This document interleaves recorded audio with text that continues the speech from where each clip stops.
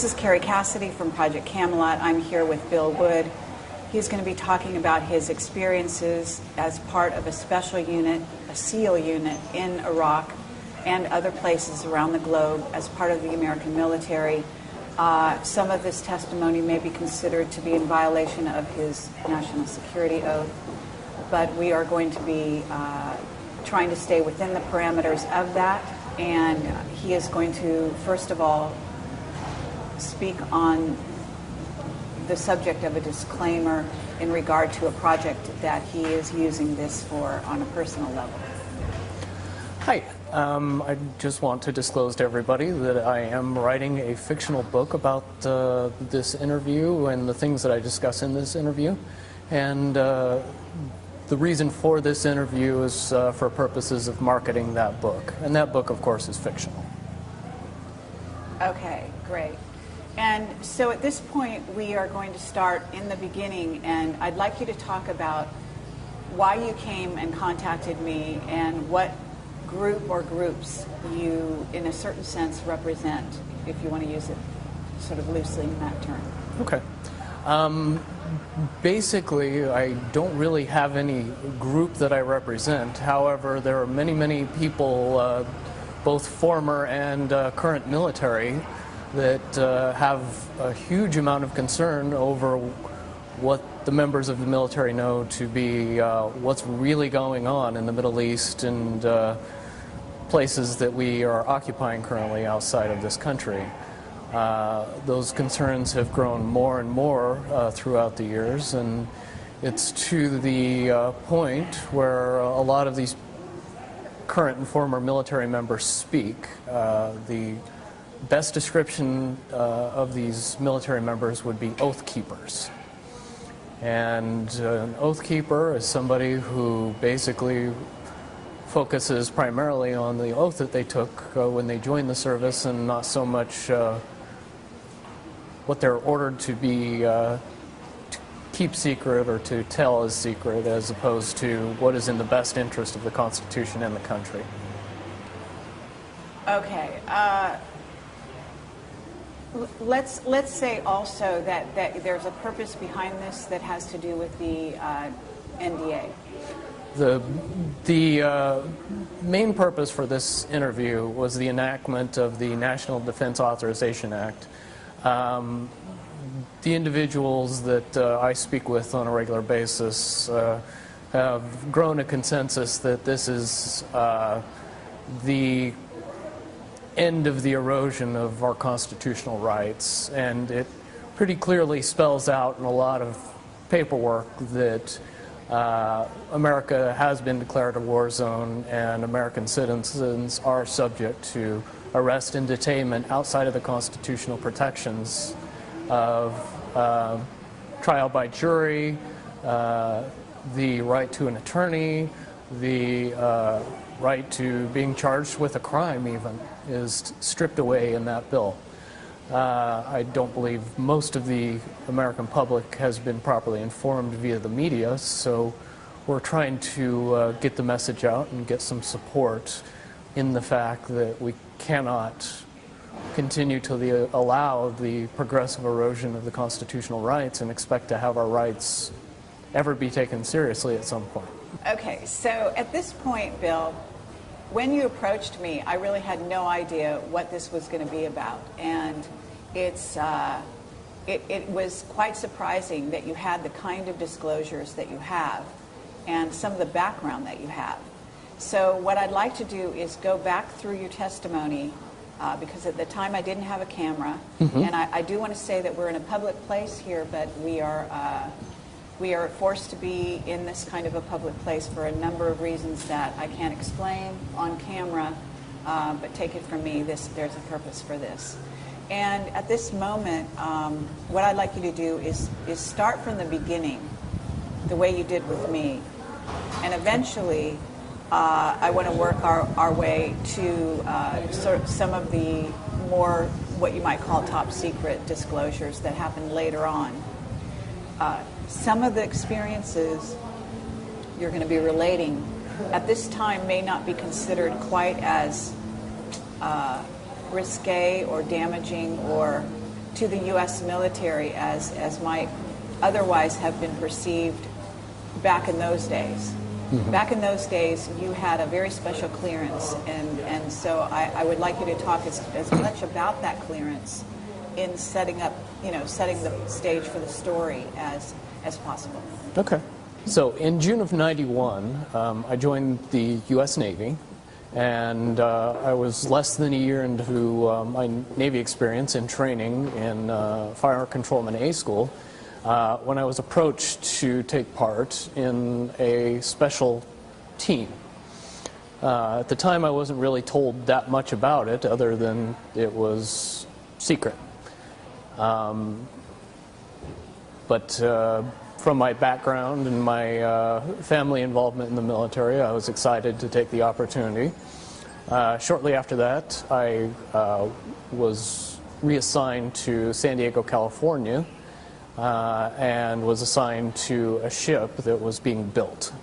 So that gave me a lot of time to go to schools, which that comes in handy at this point, because very quickly after that, I was taken to this special training school and found out the details of which were, the basic sense is that I would be controlling Tomahawk cruise missiles and using specialized equipment that nobody really knew about in order to fly those missiles from when they come over the horizon to line of sight of the target, and to drive the missile directly into the target and be able to verify prior to the targeting of any kind of building or designation that it is the target that we are looking for, and then it is approached, and the Tomahawk missiles are used against it effectively, and then we also do bomb damage assessment after that. Okay, but the reason you got involved in all of this is because the Americans found, was it during the first Iraq War that their Tomahawk missiles were going off target? There was a problem with Tomahawk missiles in the first Persian Gulf War, and if anybody can remember the baby food factory incident, when buildings tend to look alike, they have trouble, the Tomahawk missiles have trouble telling which one's which. And the problem that they had, or that they found they had, was that it made the missiles only about 70% accurate. And that was a big problem because we ended up blowing up buildings that the Iraqis would then put on the TV and say they're blowing up baby food factories. And that tended to negatively affect us on the news. So we had to come up with a solution to that problem. Okay, and so they brought you and people like you on board. Can you explain why you were selected? The primary reason I was selected was A, because of my background. I came from a military family, and B, because of my qualifying scores during training. I found out later that they selected the people who knew absolutely everything about everything and were very good at taking tests and very good at solving problems, which is what it eventually came down to. It was after that that I found out that I not only scored very high on the test, I got a perfect score on the test, which is one of the main reasons I was approached, and the others in my group were approached. Okay, so what kind of a test was it, though? Does it test your intelligence? Does it test your, I don't know, is there a physical test as well? The original test was the ASVAB test, and that is just a standard military test that tests many aspects of how intelligent you are, how you process problem solving, how you approach different situations, and ultimately how much knowledge you have on many, many diverse subjects. When it comes down to it, it's a overblown IQ test and relates mostly to your cognitive reasoning skills. All right. And was there a physical test as well? No, physical testing wasn't necessary for this project. Intelligence was more important. They later proved that the physical portion they could fix. The making somebody smarter, very difficult to do. Okay. Right here, I know that this is kind of going way ahead, but at a certain point you were trained and selected also, you found out later, because of your psychic ability. Is that right? I guess the proper term would be potential. Everybody possesses a certain amount of inherent ability towards upper level thinking. It really matters as to how prone they are to being able to effectively use it and not let lies get in the way. Okay, and so you were trained in a very special place to enhance those skills, is that right? Lots of special places, but one in particular that I think people would find most fascinating, yes. Which is? One place that I was able to train at in particular that people would be familiar with is Area 51. I was able to go there for a single training course that was popularly entitled Advanced Psi. And basically what that class did for us is teach us to use advanced intuition. Basically bringing out your ability to know things ahead of time, predict things, delving into reading minds and predicting the future, if you want to use plain English to get into it. And would you say that you were trained as a remote viewer? Certainly that goes into the ballpark or the wider spectrum of what we are being trained to do. The wide spectrum is to trust and hone and use your intuition effectively enough that you could rely on it in tactical situations to give you more information than your five senses were giving you. Okay. And you and the other people you work with were a group of 9 people, is that correct? We were a group of more than 9, but it was 9 people that operated. We had officers and senior enlisted that helped us and a support staff, but essentially it was 9 people that were trained to do the job. Yes. Okay, and is that 9 people to go into the field? Yes. Okay. And so you went to school, and then what happened? At what point did you start to be deployed, or what was the trajectory? In 92, at the end of 92, we started to be deployed on missions. The basic overview of a mission would be to get to a target, usually by some extraordinary means of jumping out of an airplane or walking further than most people would imagine, getting within the line of sight of a target, setting up electronic equipment that would allow us to control the cruise missile via line of sight, wait for the missile to come inbound, sync up with the bird as it was in flight, and then use regular airplane type controls on the box or the targeter that, for what people know today, would be essentially flying a Tomahawk missile just like an operator would fly a regular drone aircraft nowadays. In my description, I would say the Tomahawk missiles were the first generation of drone aircraft. Okay. So did you have to have computer skills, special computer skills to operate something like this? We were highly trained in advanced electronics, optics, electromagnetic devices, motors, synchro servos, and also radar and laser energy. Okay, could you repeat that last line? The whole thing? Okay.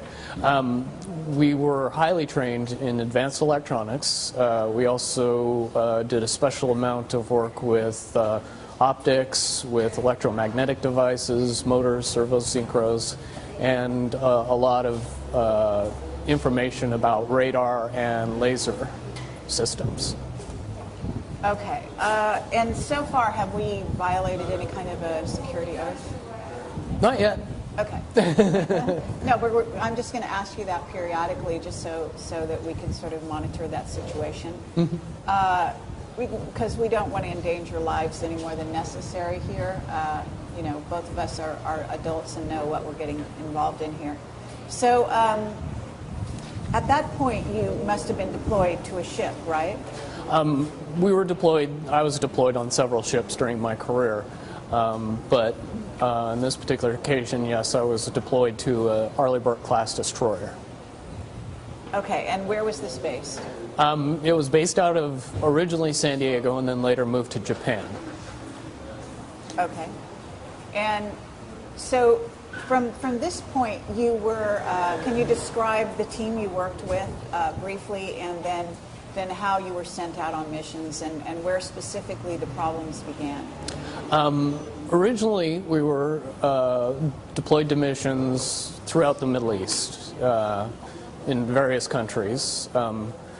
The one that mainly I spent time in was Iraq, and that area of the Middle East. To most people's understanding, I think everybody thinks that the Gulf War ended shortly after it began in 1991. However, I do have personal experiences that would say that the level of occupation and level of violence that the American military perpetrated between 1992 and 2000 would be surprising to most people, I believe. Right. So at this point, you were deployed with a team on these missions, is that right? Right. Basically, the designation that we had was SEAL Team 9. Now, if you do all of your research, you find out SEAL Team 9 doesn't exist. That's okay. Until recently, SEAL Team 6 also had the same level of security and also didn't exist until shortly after we killed bin Laden. And then a couple of months after that, a helicopter was blown up, and then SEAL Team 6 really didn't exist. Okay, and they didn't actually kill bin Laden on that foray, so to speak, either. Based on the information that I had during the time that I was in the military, I do not believe Osama bin Laden was alive in 2011 when he was reported killed. Okay. So you were deployed on missions, and you were a group of 3, is that right? Yes, we were actually 3 groups of 3. We went out in 3-man teams. Basically, we were all trained to do each other's jobs, but we tended to do our individual jobs mostly. We had a team leader who was a first-class petty officer. We also had another member of our team who tended to concentrate mostly on weapons and protecting everybody while I was doing my job mostly. And then I ended up running the equipment most often and flying the Tomahawk missiles and the air surveillance drones that we would use to also cover our butts when we were moving around. Okay, so you were targeting the missile, in other words? Yes. Okay. From when I started operating in about 1992 to about 1995, most of the missions that we were performing seemed military targets and above board and worthwhile for the level of effort that we were putting into it. Although we were not at war. Although we were not at war, we were going after viable quote-unquote targets, or things that at least seemed viable from the outside. Okay, but they were so in a sense, I mean, if we're not at war, for us to be sending a Tomahawk missile to bomb even a military installation in another country is technically an act of war, is it not? It's very much an act of war and completely violates UN rules and regulations. Yes. Okay, and so you were doing this on a regular basis Yes. as part of a top secret group. Correct. Okay, are you able to describe what kind of clearance you had? The level of clearance that I had, or the designation for my top secret level clearance would be Indigo. And Indigo was a level of clearance that anybody that worked with Tomahawk missiles got that was related to SEAL Team 9. Okay, so we're having a helicopter fly over quite low at this moment. Not sure why, but it's an interesting dynamic. So we're just going to wait just a brief minute here and see if we can hear it disappear.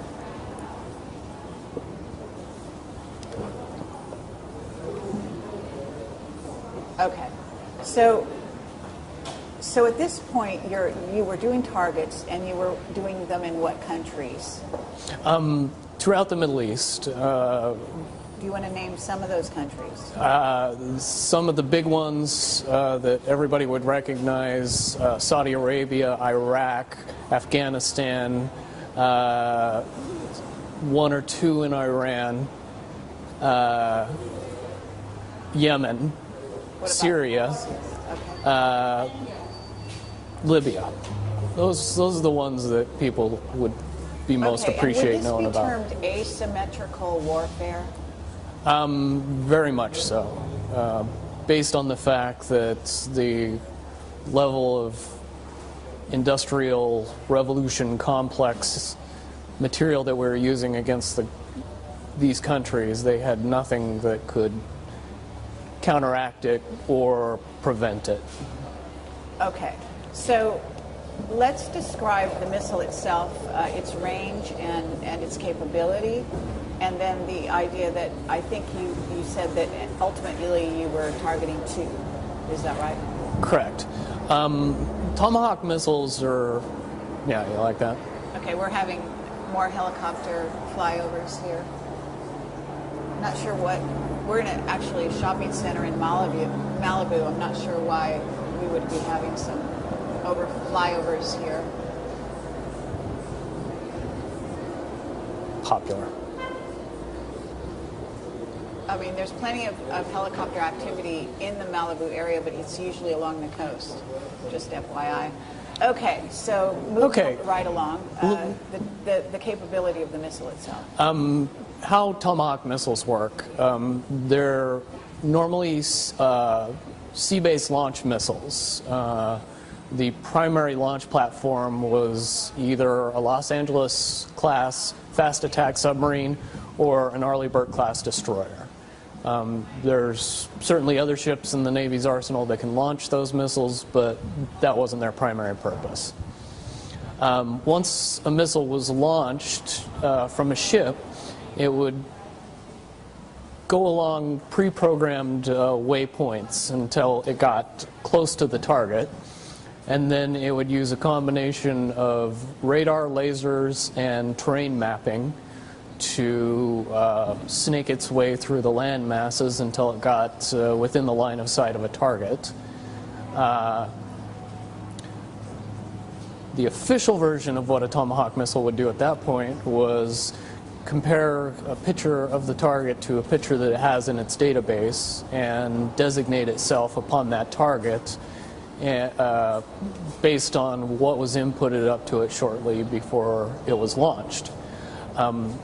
At that point, we could interrupt the flight path of the missile by syncing to it with a special piece of equipment. Okay, I'm sorry, we have a helicopter again flying very low over this building.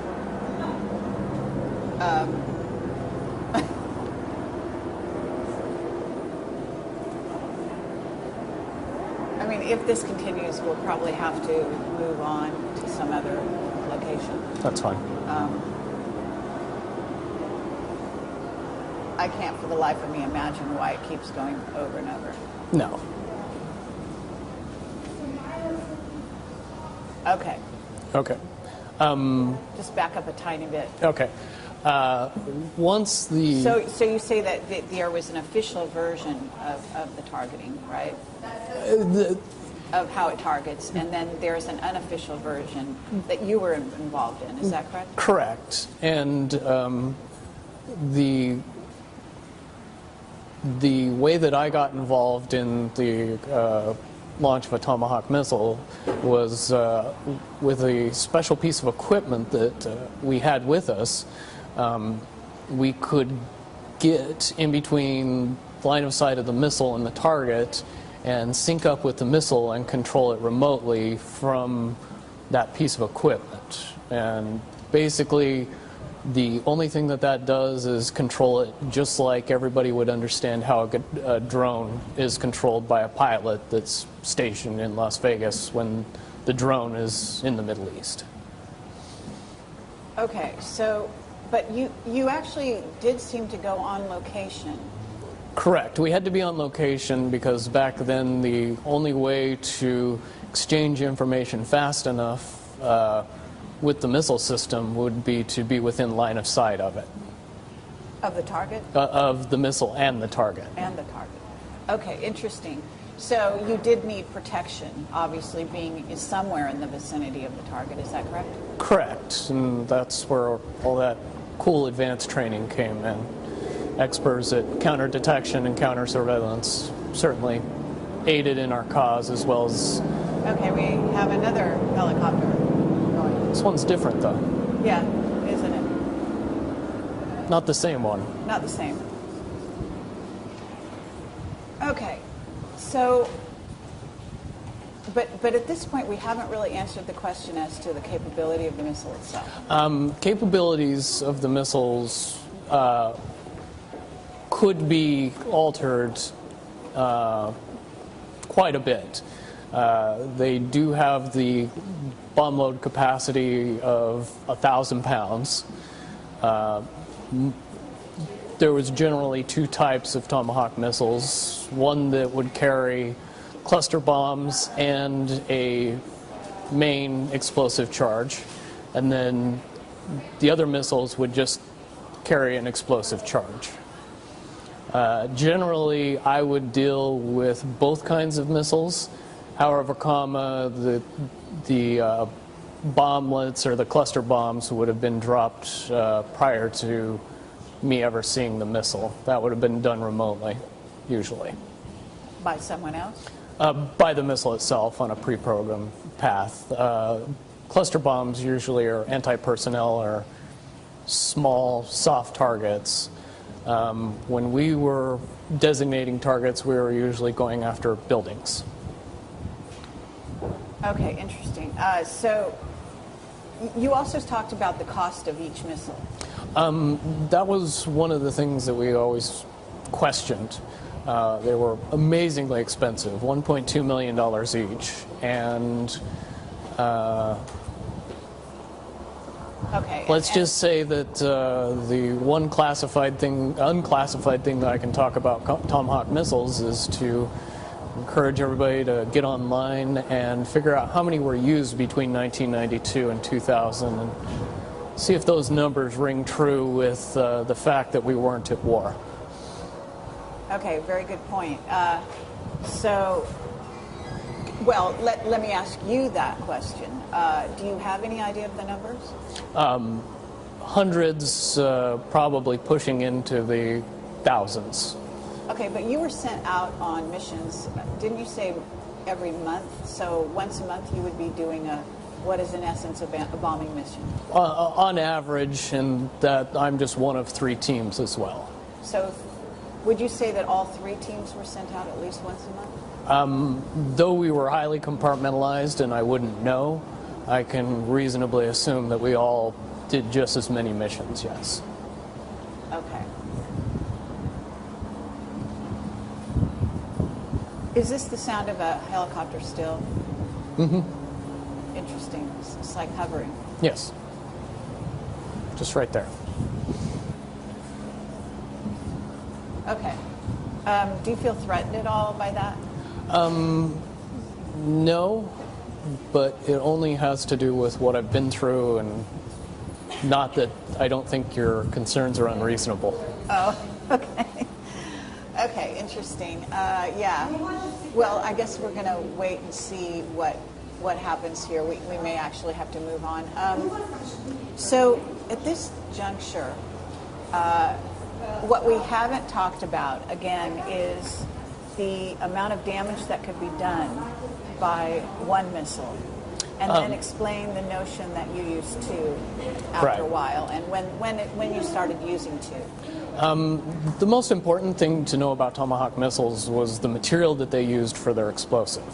It was called Destex, and the easiest way to explain Destex is C4 that you need a lot less to cause the same amount of explosion. So 500 pounds of Destex would be the equivalent of 2,000 pounds of C4. Okay. In explosive. And because potential. I don't know anything about this, can you give me a radius? So if you targeted the building, what radius of damage would happen? The shock wave would destroy everything between 50 and 100 yards of the building. Okay. Loss of life would be almost complete at 100 yards. Oh, almost complete at what? 100 yards. Anybody within 100 yards of the bomb would, the overpressure is... Okay. And what about further away than that? Beyond that is the potential for dying from anything from weak blood vessels in your brain to debris. And that would spread over a much greater distance depending on the target. Okay. And these installations or buildings that you were bombing, even though we were not at war, that were in the Middle East, you had intelligence that gave you background on why that target was selected. Is that correct? Correct. We always were given information about the target and what it was supposed to be, and how we were supposed to be doing the mission. Later on, after we'd been doing it for several years, we tended to question that information based on the fact that we found that more often than not, the information was either kind of wrong all the way up to completely wrong. Okay. So I just want to make sure that we cover this sort of preliminary until you go to the blow-by-blow of what went on. And we are still having helicopters in the vicinity, in the background. What do you think? Should we change and go to my I think if we ever want to get it done, we should change. Okay. This is not going away. All right, yeah. And I was thinking about that long before you were. I'm Kerry Cassidy from Project Camelot, and I am here with Bill Wood. And we have had to move from our location where we were to a more private situation in order to take this testimony, because we have been overflown by repeated number of helicopters that simply did not want to go away, right? Nope. They were there long before the interview. Okay. But they made themselves very, very prominent during the interview, I have to say. So, and we will have kept that on this tape, and I plan to use that part, okay? But... I'm used to the attention. I'm sorry? I'm used to the attention. Oh, all right. Fine. Well, I'm not quite used to that degree of attention, let's put it that way. For me, this was something of an unusual situation. But at this moment, what I'd like to do is just maybe summarize what we've talked about before, because in case we do have any issues, having helicopters fly over is fine. It's a problem, of course, but if they're shooting an electronic pulse at the camera simultaneously, then the footage that we've already shot could have been affected. Mm-hmm. And what we have talked about has been excellent so far. What I'd like to do is recap it, okay, sort of in as short amount of time as you can. Mm-hmm. And what we're covering here is, the team you were that you were part of, the part of the service, the special training, and the capability of the Tomahawk. Okay. Basically, my military career was such that I was in the United States Navy from June of 1991 until June of 2001. In that time, I served in a special unit called SEAL Team 9. We were trained primarily to use us as an asset to control and handle Tomahawk missiles, cruise missiles, that were used inside the Persian Gulf region in the Middle East throughout the time frame of 1992 to 2000, to my knowledge. Those missiles were used in a capacity similar to what people would understand how drones are used today, both as intelligence gathering, but obviously the end game with Tomahawk missiles was to blow something up at the end of the flight. So that's what we would do over a secure link. We would get the equipment ready, wait for the Tomahawk missile to come inbound, sync up with the missile, and then control it through its terminal phase of flight. And then after detonation, we would do bomb damage assessment and then get out of the area quiet as ghosts. Tomahawk cruise missiles are usually sea-launched. So from that point on, you're in 1995 and you're still being called out. When you're not doing these assignments, these once-a-month assignments, you are on the ship doing other jobs? Yeah. We were perfectly capable of fixing regular radar weapons equipment and weapons platforms. I worked on one very specifically called Close-In Weapon System. I also worked with the Harpoon weapon system, the 5-inch gun weapon system, and the Aegis weapon system. So on an early Berg-class destroyer, I was qualified to take care of a lot of equipment, which came in handy. Okay. And so you were, and I guess, did you enlist? Yes. Okay. So this was a choice. Yes. There was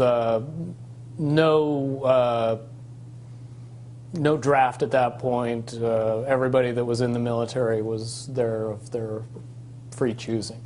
Okay, and I know this is slightly a digression, but you chose the military. Why? I come from a military family. My uncle was a command master chief in the Navy and retired after 30 years. I believe he made it up as high as somewhere between the 3rd and the 5th highest ranking enlisted person in the Navy while he was there.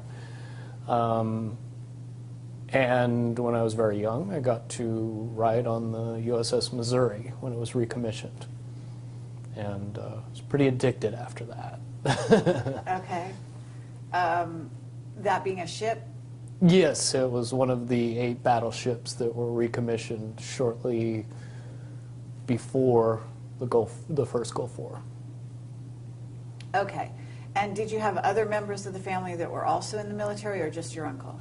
My brother was in the military, the U.S. Navy at the same time I was, and a cousin, my uncle's son, was in the Navy also at the same time that I was. But not your father? Not my father, no. Okay. Okay, well, from this point on, 1995, you start noticing there's a change in targets. I mean, do you really think there was a change, or do you think that your perception for some reason changed? No, there was definitely a change.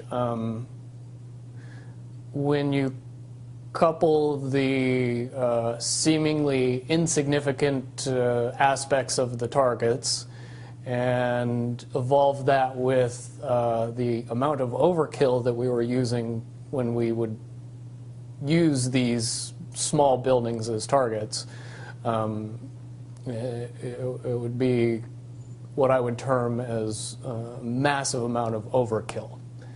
And it was when that started happening that we began to ask questions about, is the intelligence correct? Are we getting the right information?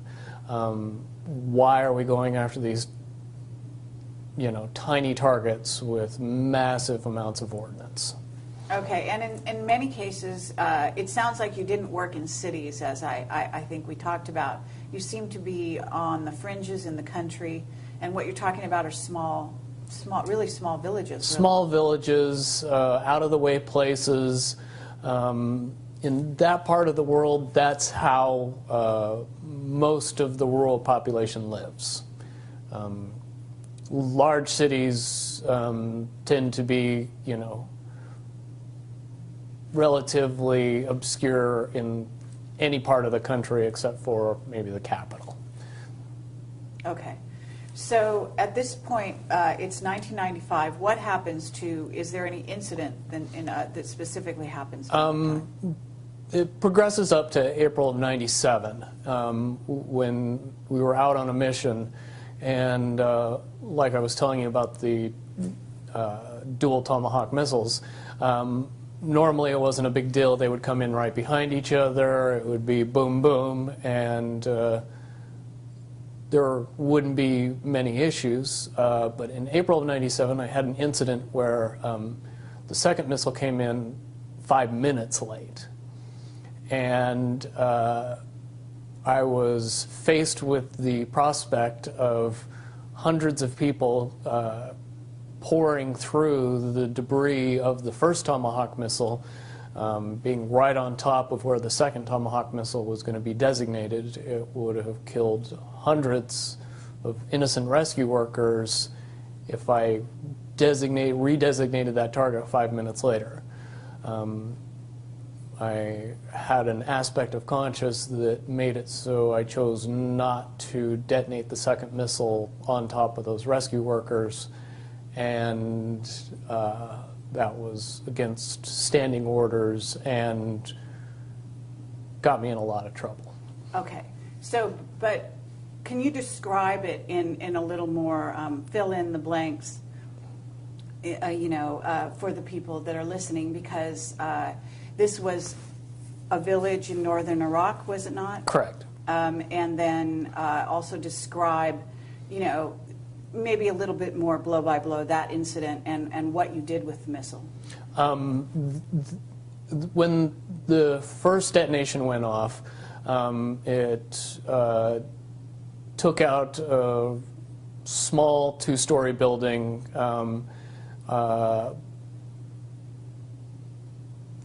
That was kind of set off away from most of the other area.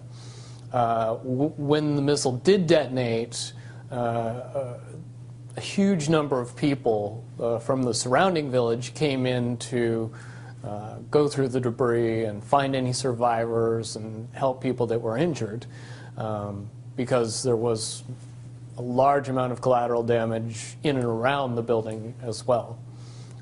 Smaller buildings, homes were knocked over or torn to bits, and there was a lot of injured people.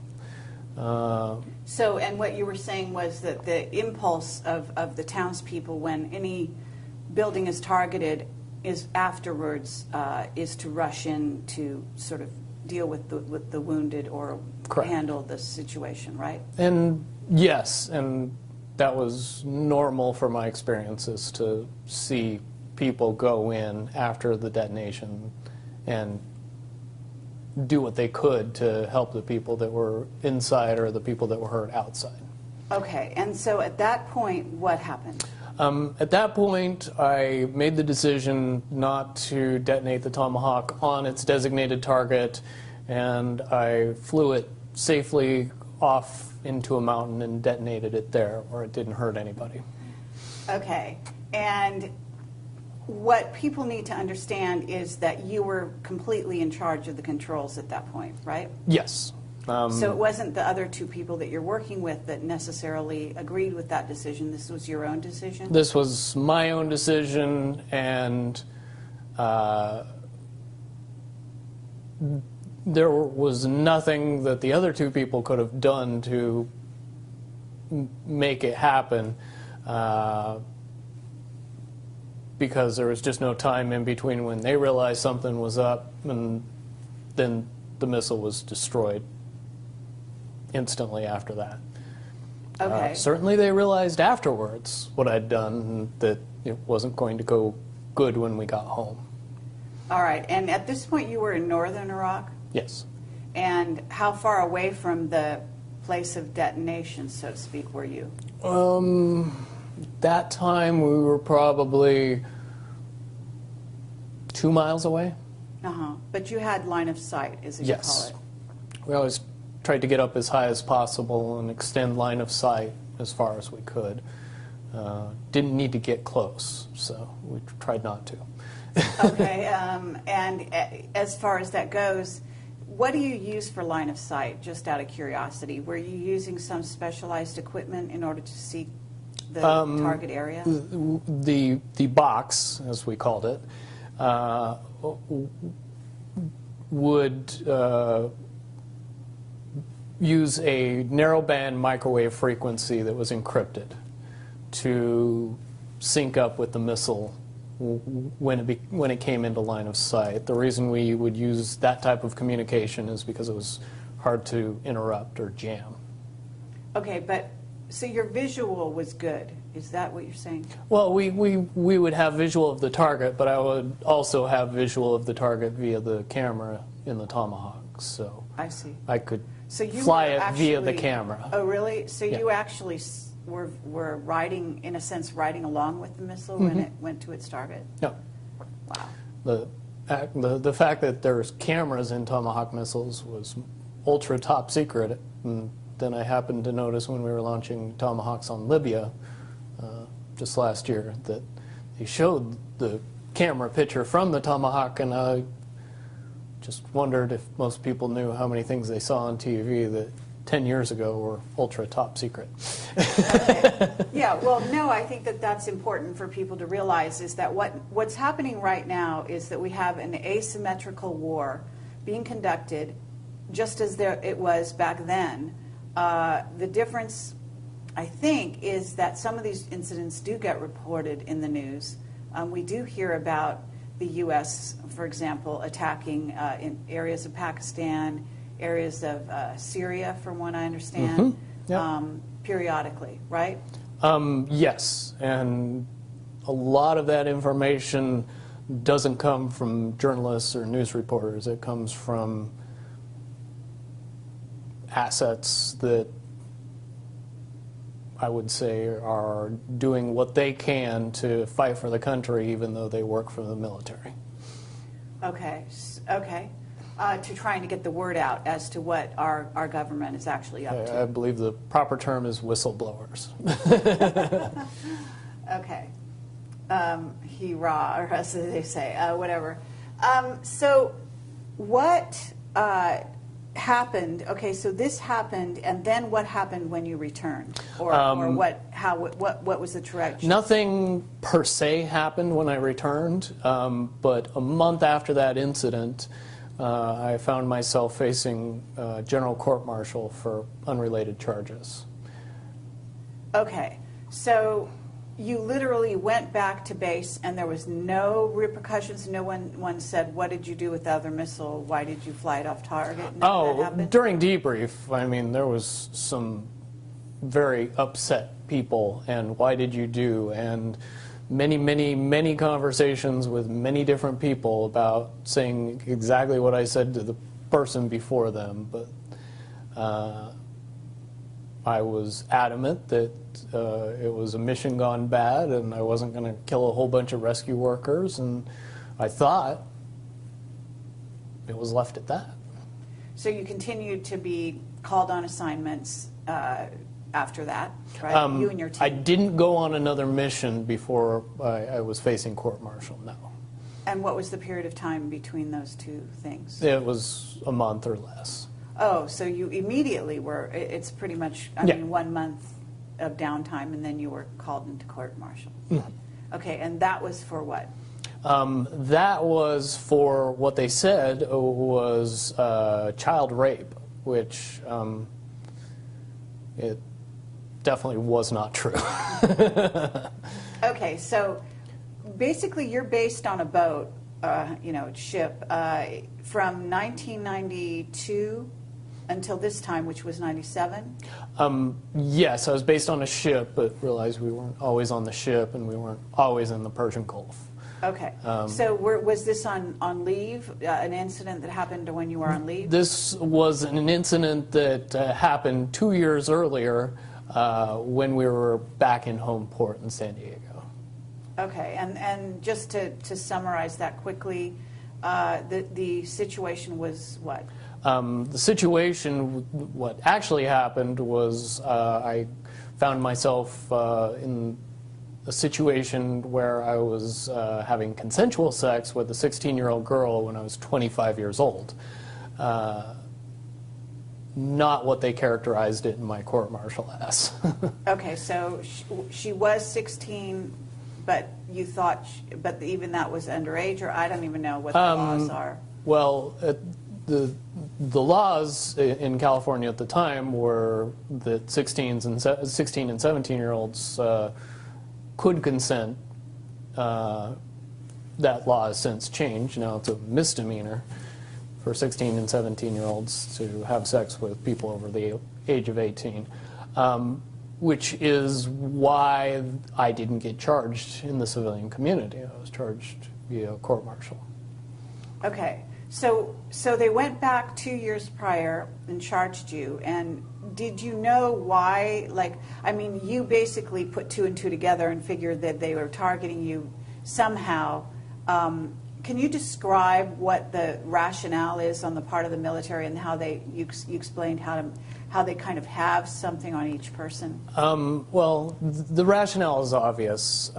If the military has something that they can use against you, which in my particular case was obvious, they can not only use the situation but blow it completely out of proportion.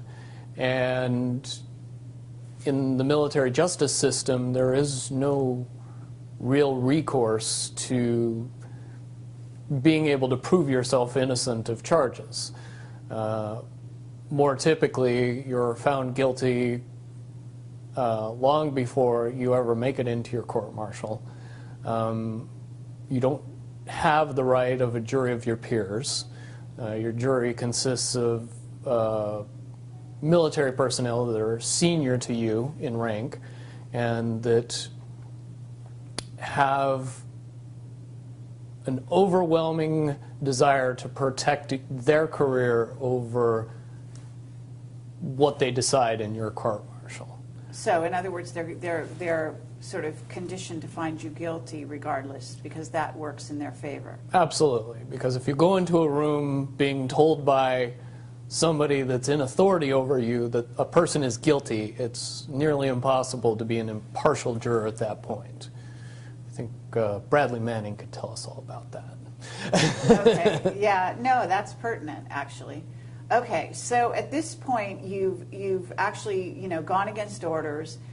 They decided they want to pull you back into rank, or whatever you call that, rank and file. So yeah. what did happen then?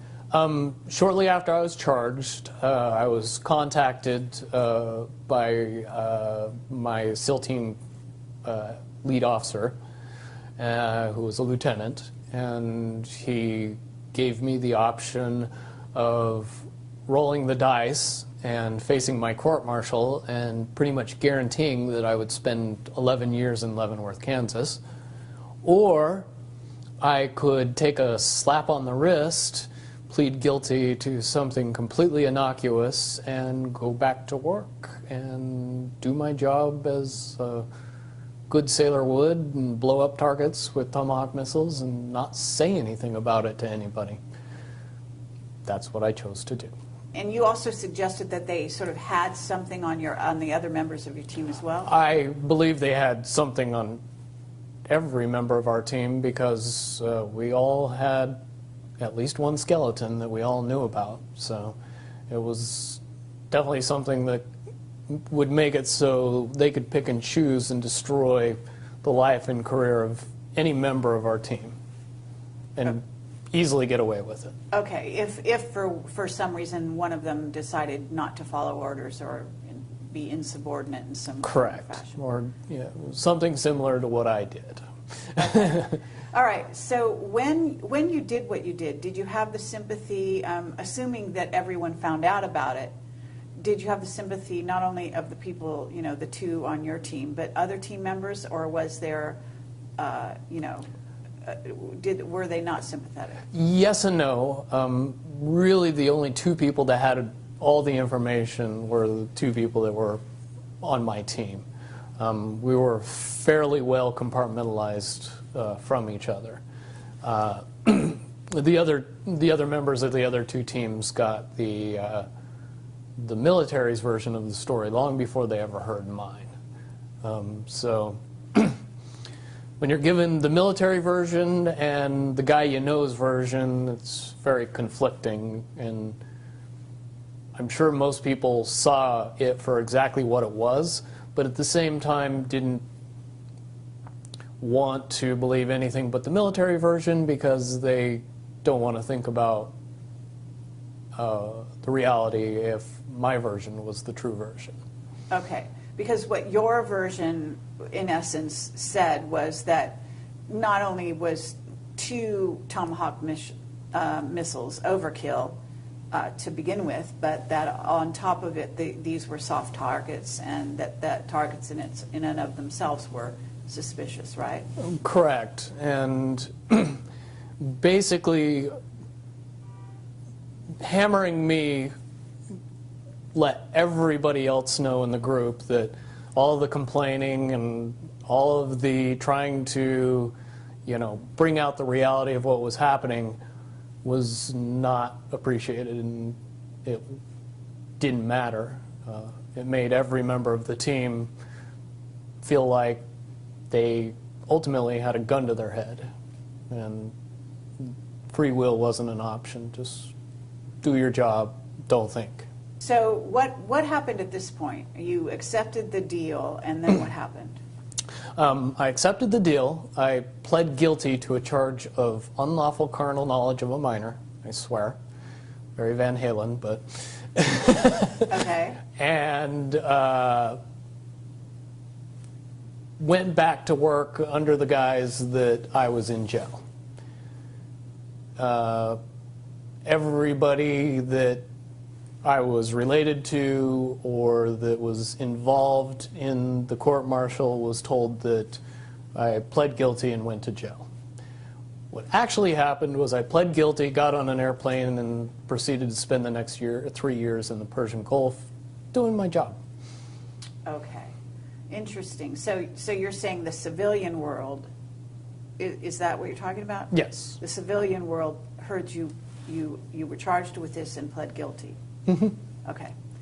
So then you went back to work, and you were basically and so then at that point what happened? I mean, you continued to target soft targets? At that point, it was fairly obvious that we were the team that would get the hardest targets. Not militarily hard, but the hardest to blow up.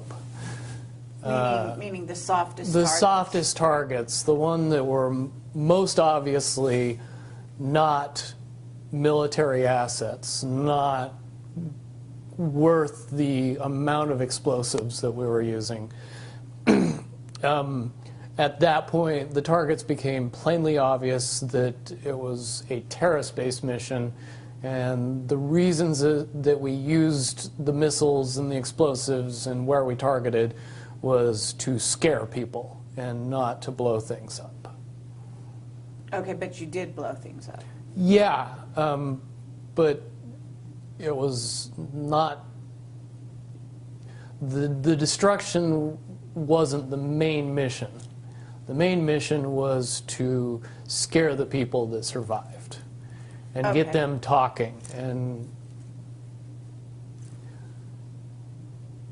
was it to turn them? I guess I'm kind of It's interesting because at that point they have like a captive audience, so to speak, in you guys, such that they can do whatever they want with you, and you can't complain, you can't object, because you're sort of under a certain level of coercion to be quiet, right, and do your job, Correct. regardless of what they ask you to do. So they can really sort of run you all over the countries, doing whatever they want. But how does this sort of state-sponsored terrorism, as it were, facilitate an agenda? Do you know, like, how it links up? I can see it more properly in hindsight now, but it's very easy to understand. What we were doing was creating the problem.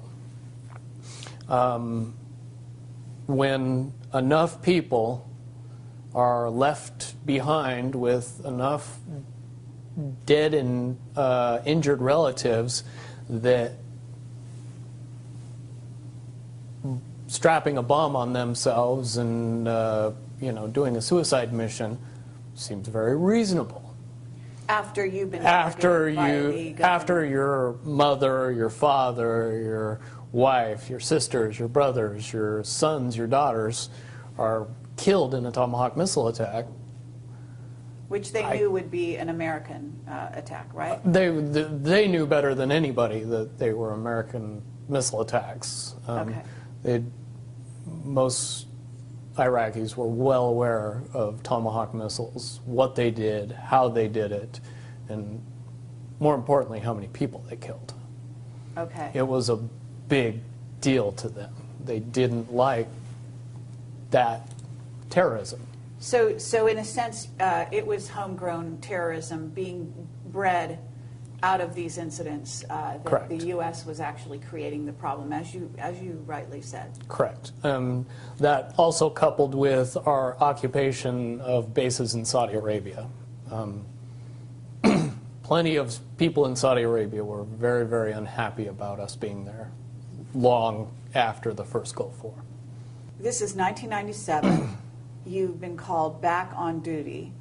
And you said for the next 3 years you're given targets that are highly suspicious, and basically we are creating terrorists that will sort of facilitate the so-called war on terror by actually manifesting that ourselves.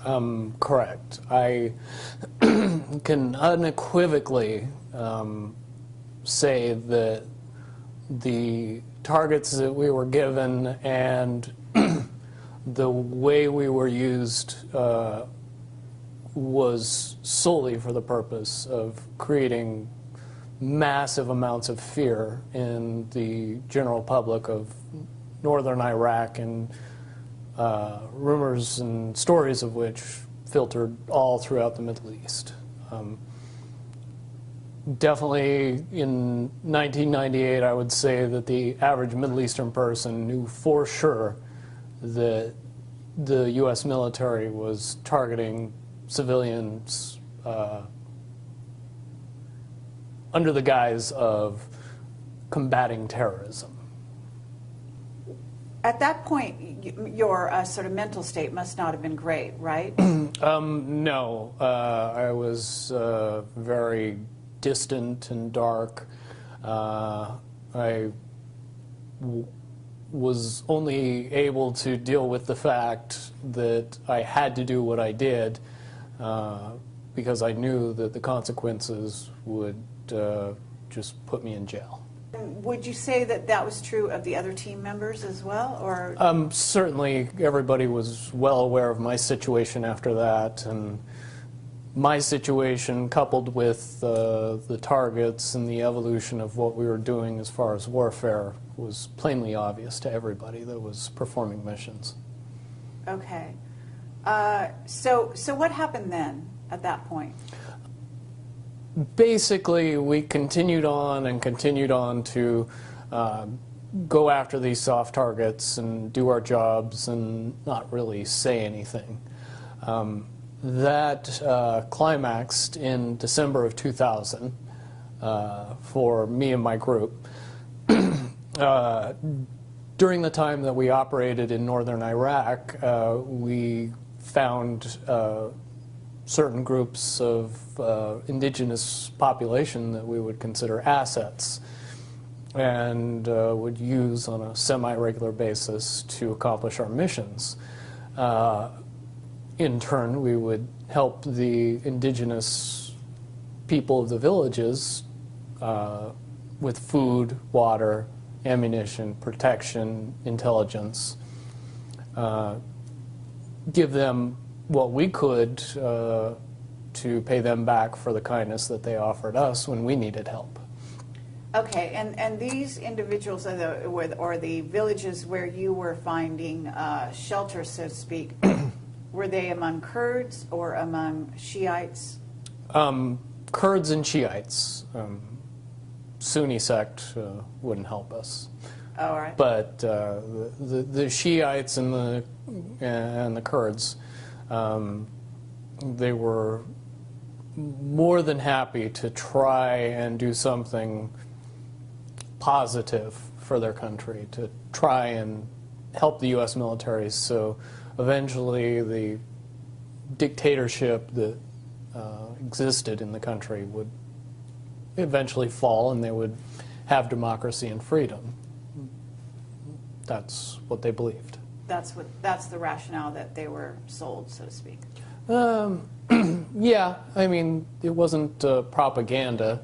It was more of a choice between the lesser of two evils, I guess is the easiest way to say it. So, okay, so this went on until 2000, and then what happened? In December of 2000, we came back to a village that we were using as an asset. And on the mission before this one, we had gotten intelligence from the village elder that described an imminent attack on U.S. soil that involved pilots. Did not understand what the information meant, but we took it back to base and reported it, and didn't think much of it. Later, very soon after that, we went on another mission, came back to the village, and discovered that the village was destroyed in a Tomahawk missile attack. At that point, we were psychologically broken as to how we were being used and the obviousness of that village being destroyed. There was no military significance whatsoever. In destroying the village, there was probably 30, 35 people, and no permanent structures other than 3. And Initially, and so before it was destroyed, these right. people lived very simple lives. They were very nomadic and detached, and there would be no reason whatsoever to bomb that particular target unless the information that we obtained was significant. But you didn't bomb them. No, it was another one. It was another team that knew of the village, but when they destroyed the village, they didn't know who they were bombing. They were told lies. Okay, so and this is, in theory, one of the teams of the 9? It was one of the other teams in SEAL Team 9, and I know which team it was. When we got back home from the mission, and I actually got into a violent altercation with the person on that team that does the job that I do for my team. And it sent shockwaves through the 9s. It really fractured things and tore us apart. In my estimation, it was probably either the end of the end or the beginning of the end of the SEAL Team 9 program and its mission. Certainly at that time, we were seeing the evolution of drones come online, and more often we were being assigned drones as assets, so we were aware of them and their capabilities on missions. And shortly after that, drones became weapons-based platforms, and they started using the much more humane Hellfire missile to accomplish the goals that we were accomplishing with Tomahawk missile attacks. When you say much more humane, are you joking? Tongue-in-cheek, Hellfire missile has a 25-pound warhead. Tomahawk missile has 250-pound warhead. Yes, a drone can minimize collateral damage. However, we are where we are today, and we know that there's lots of collateral damage with drone-based missile attacks. Okay. Yeah, I didn't even realize that drones were military, equipped to. I thought they were simply surveillance. Most people don't. Not one of those well-advertised things that our media keeps us up on. Right. Okay. So at this point, you basically had what you call an altercation with the individual who bombed this group of people who had been giving you guys shelter, who in a sense, it was almost like, I don't know if it's like a shelter or a home base for you guys, this small village, right? So the village is destroyed. It wasn't a home base. It was it was an asset that we used in a military sense, but at the same time, we developed an emotional connection to the people of the village. We knew who they were. We knew what they were about. We knew the basicness of their living and how they went about. And destroying that village and killing all those people was unnecessary and sad. Okay. So at this point, what happened within your sort of when you attacked the person, did you almost kill them? Yeah, I got into a fight with them. Did go overboard, and the physical violence was enough to put him in the hospital and threaten his life. I'm pretty sure the only reason I was able to do that level of damage was because that person didn't fight back. Certainly we're evenly matched as far as hand-to-hand weapons combat at any other given time. The fact that I almost killed him doesn't seem possible unless he felt guilty and just didn't fight back. Okay. So at that point, what happened? At that point, it was pretty obvious to the powers that be that I was never going to be able to be used in the capacity that I was being used anymore. I was never going to be able to designate missile attacks and kill people. So I was taken out of service and put in a psychological hospital for 6 months. I spent most of my time in a drug-induced haze/coma, experiencing wild hallucinations, paranoia, and treatment programs that focused my mind solely on fear and distorted reality and believing in a bunch of things that were only manifesting themselves because of the drugs, the hallucinogens, the psychotropics. So they were basically messing with you at that point through, would you call it mind control techniques? I would more correctly characterize it as mind destruction or psychological destruction, stripping me from all reality as far as, up and down, left, right. Perception became something that was very fluid and could be influenced very easily. Okay.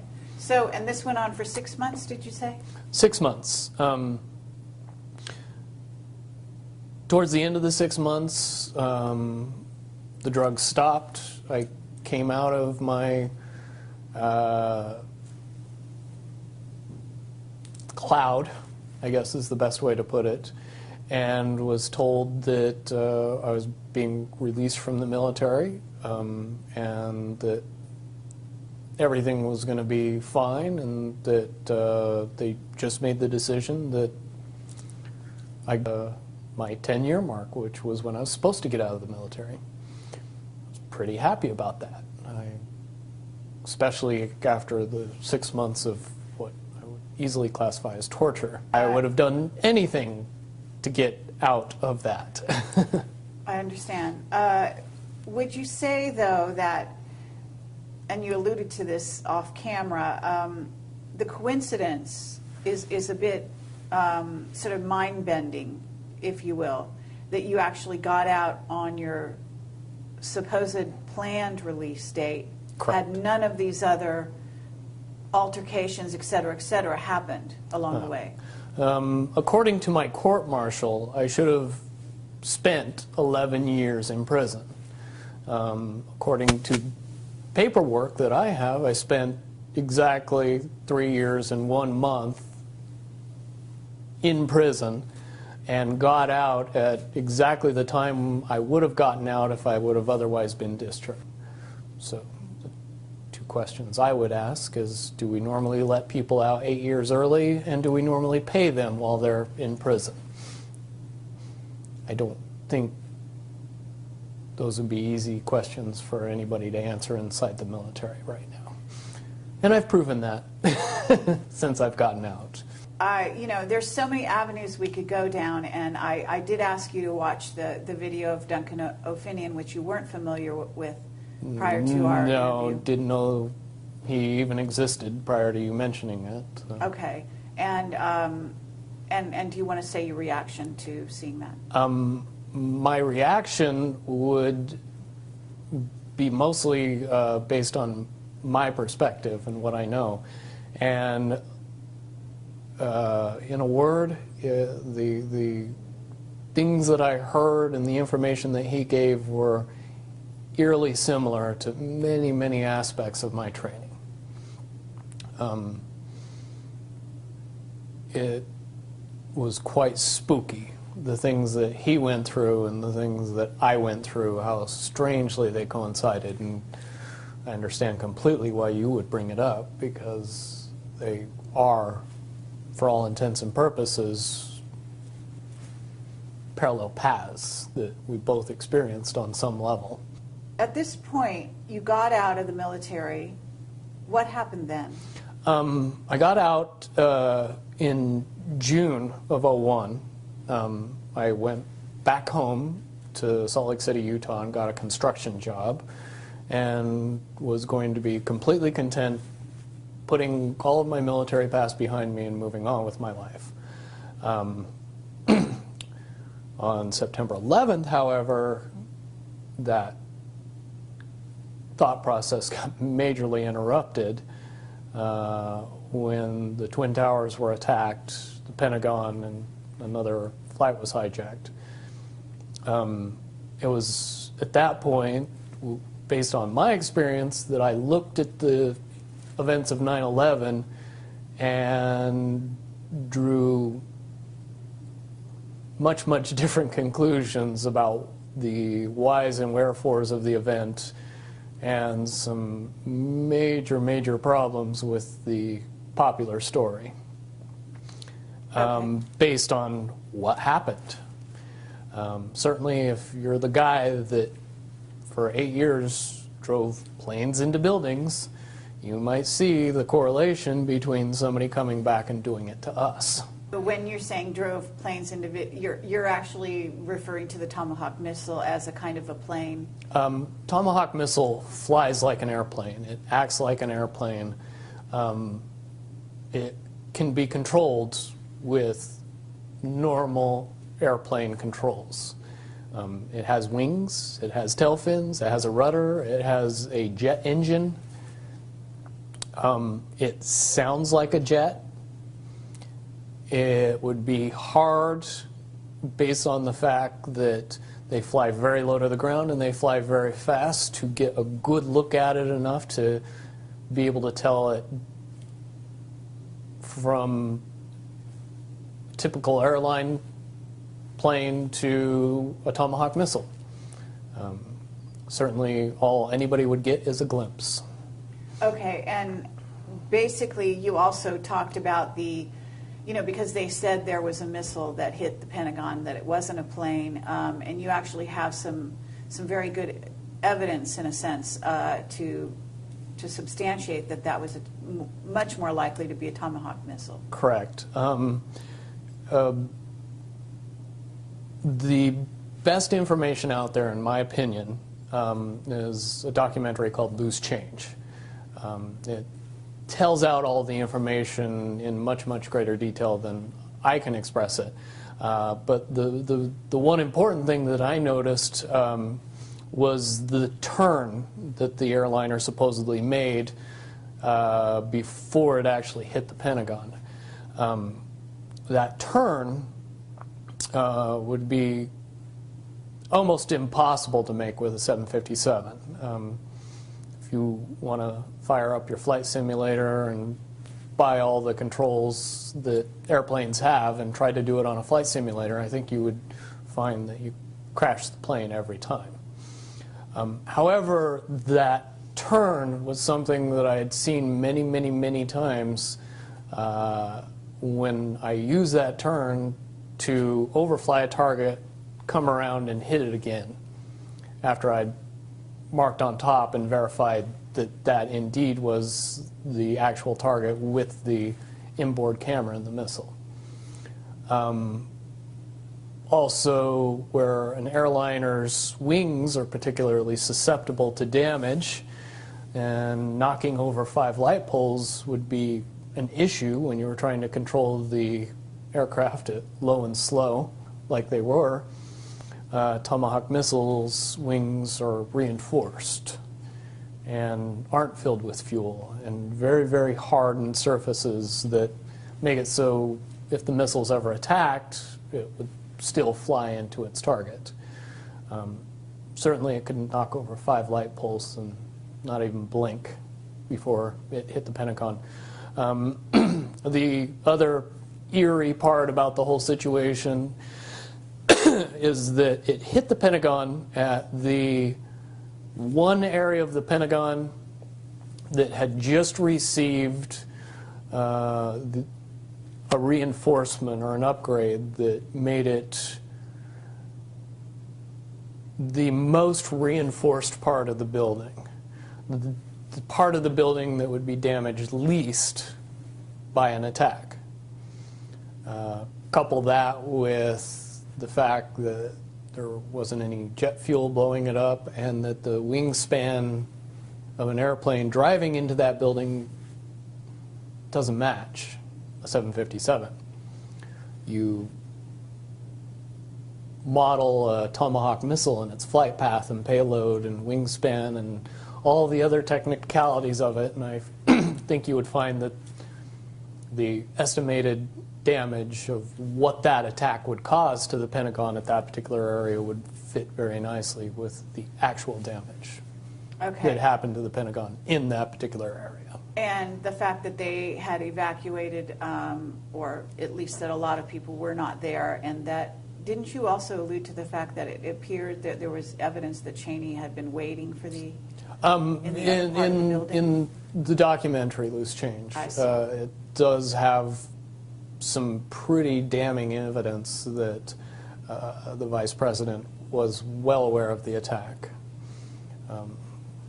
Then again, you could look at the reaction of President Bush at the time that he was notified and assume that somebody knew something ahead of time. Well, his reaction would be stereotypical of that, in my mind. What you also alluded to was the idea that you weren't the only one who, or your group, your SEAL team, weren't the only ones that had received advance warning of 9/11 during the time prior to that. Is that right? No, I would say most government agencies received some notification or some warning of the attack ahead of time.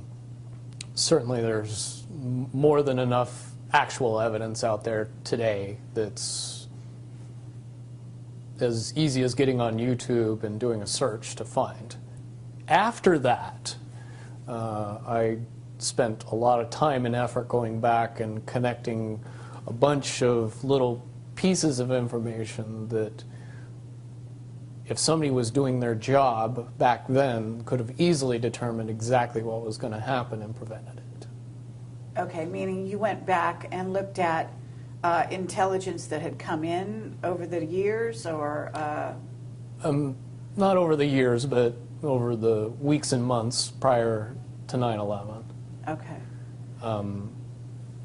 So at that point, you're in a situation where you have actually been sort of, as you call, flying these planes into buildings using Tomahawk missiles.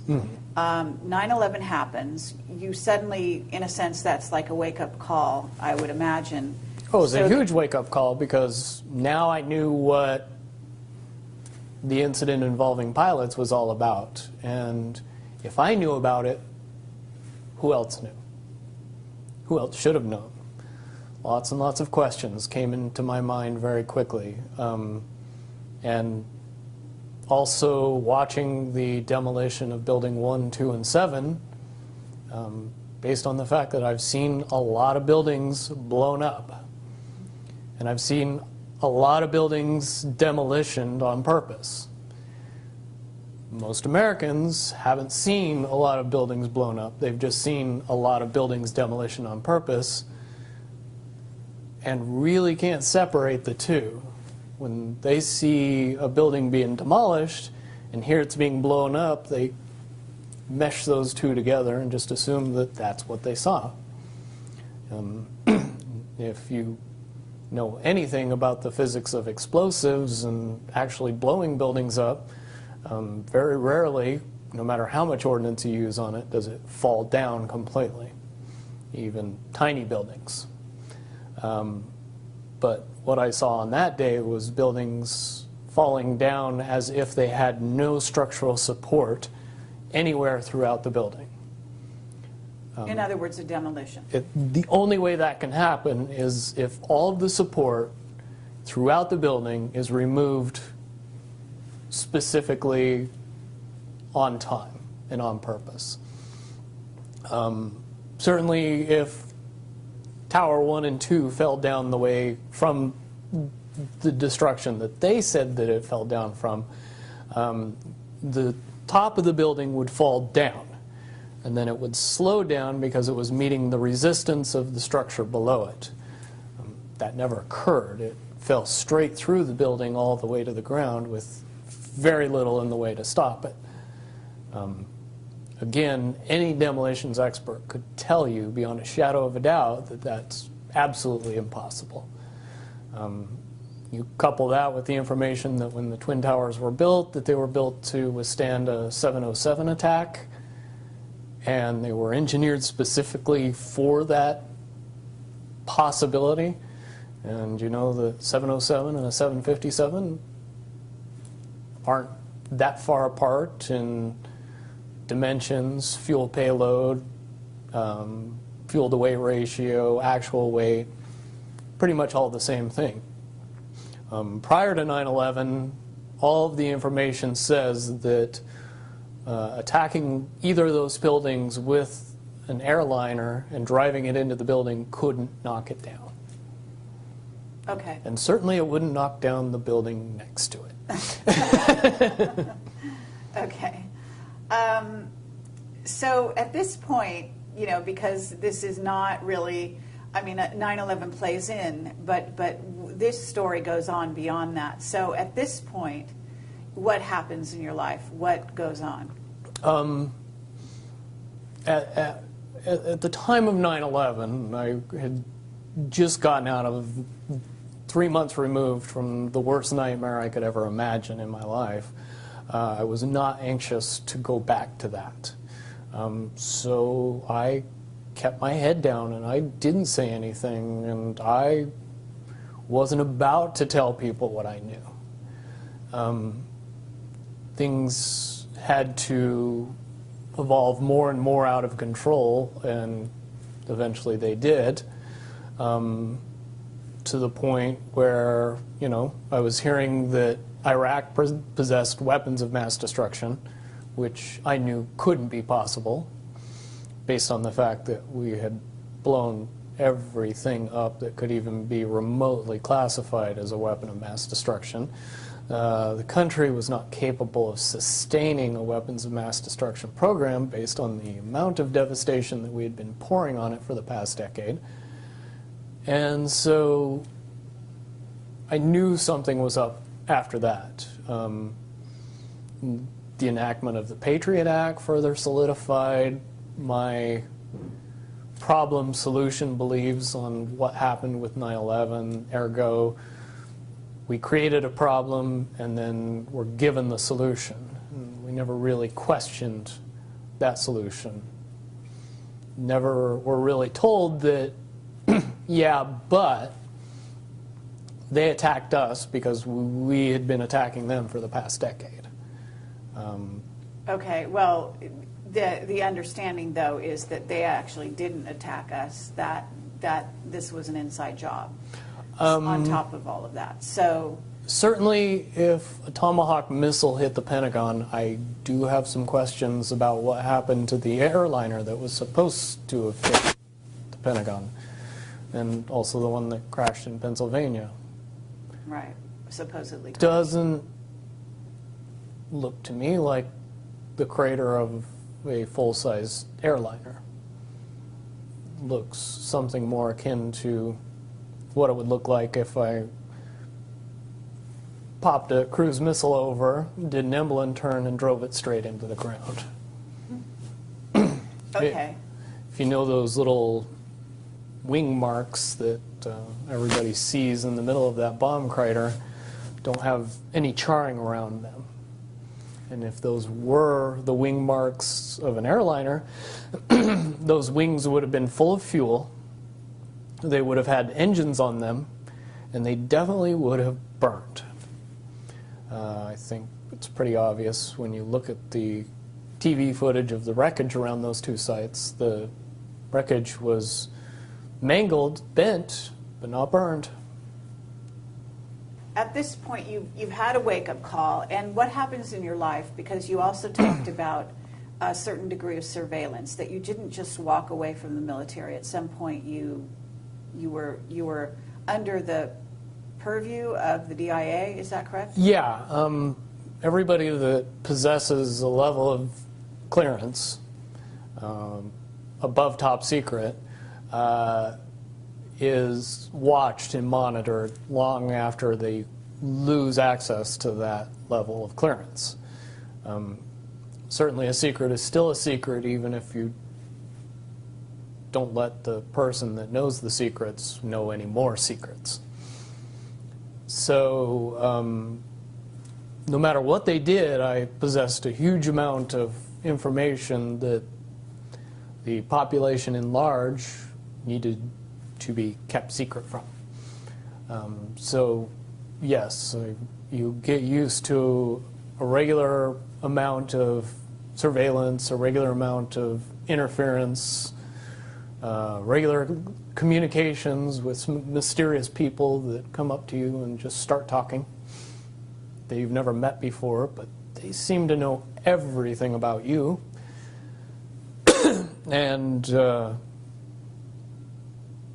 that was what I experienced between 2001 and 2007-ish. So at this point, you have been spending from 2001, when you had sort of a wake-up call, what did you do? Did you just continue to do jobs, or? I continued to do jobs. I ended up going to college and getting my degree in electrical engineering. I worked for a fairly large medical laser company, and then shortly after that started my own business. Okay, and the business was what? Repair and maintenance of medical laser equipment and medical light equipment. I mean, you didn't address this thing where you actually are a registered offender? Yeah, that was part of the monitoring program that worked out very effectively. When I was discharged from the military, what they didn't tell me is that I was not going to be given a choice. I was going to be forced to register as a sex offender.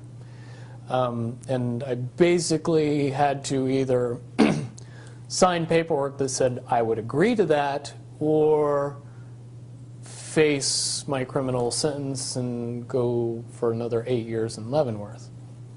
Once again, I made the obvious choice and got out of the military and decided that the registration program wouldn't be nearly as big a deal as going to jail. Okay, so they registered you in, I don't know, is this was this known neighborhood? I don't know anything about it. The registration program, when it started out, was fairly innocuous. Rather, the worst part of it was having your picture splashed online with a bunch of other people who probably had more inclination to going after children than I did.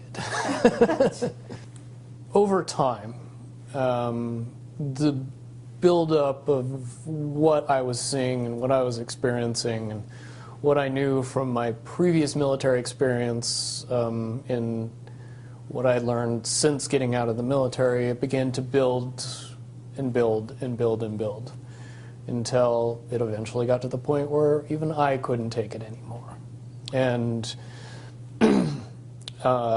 at that point, I began, looking up information on the internet, doing research, information gathering, kind of quote-unquote building my case.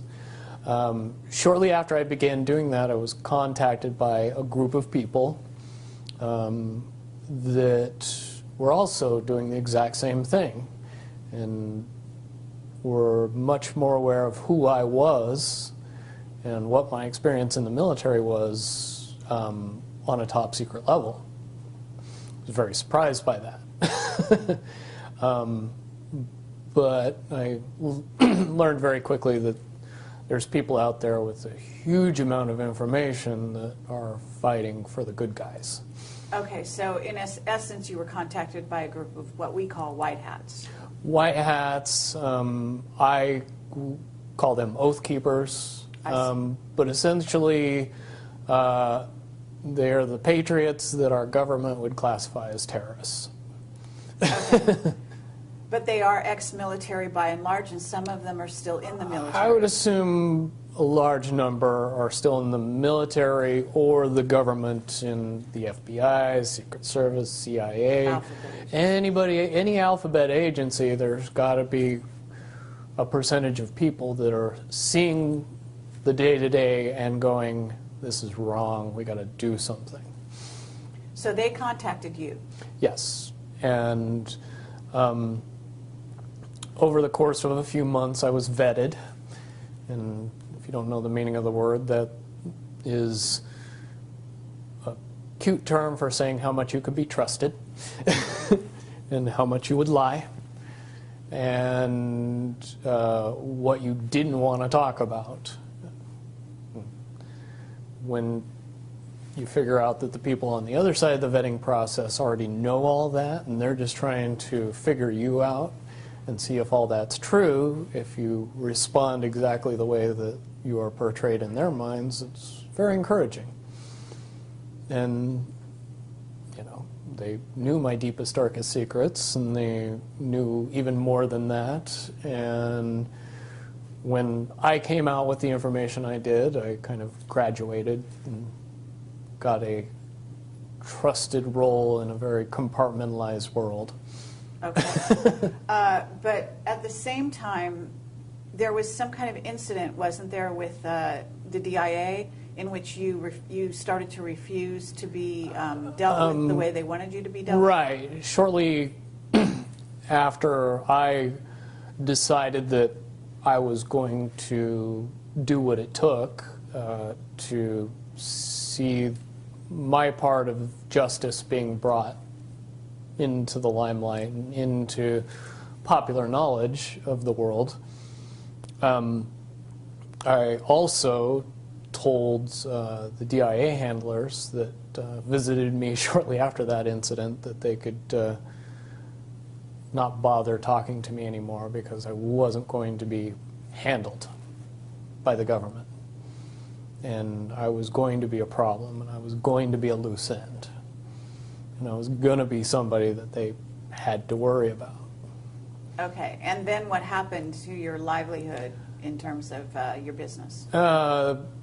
Over the course of 2 years, my business was destroyed. My clients were all mysteriously notified of my sex offender status.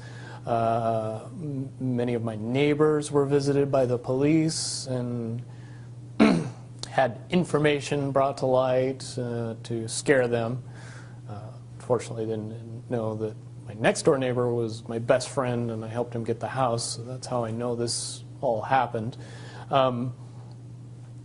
But basically, it got to the point where I was being followed by the police, Las Vegas Metro Police Department, when I was living in Las Vegas at the time, being pulled over, ticketed, arrested, and more or less harassed, both me and my fiance, on an ongoing basis.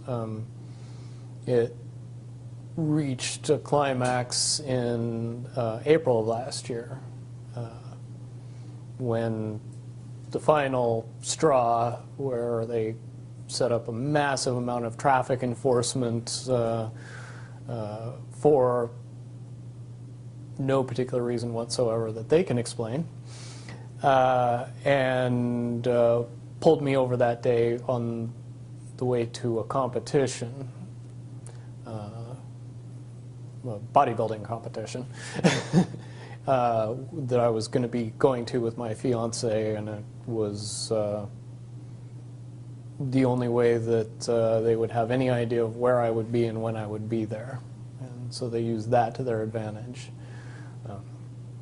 I have had several incidents similar to that happen, but managed to slip through their little nets every time since then. And fairly confident that I will continue to do that until such time as I have the opportunity to make it so that can't be used against me as a weapon anymore. And this video should be a big part of that. So you're working with this group, and one of the reasons you came to me was actually because of this Defense Authorization Act. Yes. That sent shockwaves through the community that I'm involved in. Basically, that is the final straw of the complete erosion of constitutional rights. It literally has government giving itself permission to violate the rest of the Constitution. And that has a lot of people concerned. And a lot of people would like to see something done about that, and it's my opinion and their opinion that something could be done about that.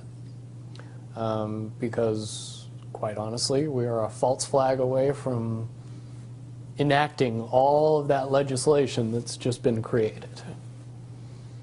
Right. I would agree with you on that. One disaster away from lock up everybody who we say is a terrorist, and nobody will question who's a terrorist. Right. So you and this group are basically, in a sense, coming to Camelot to get a hearing for you specifically in relation to some of the things that have happened to you, right?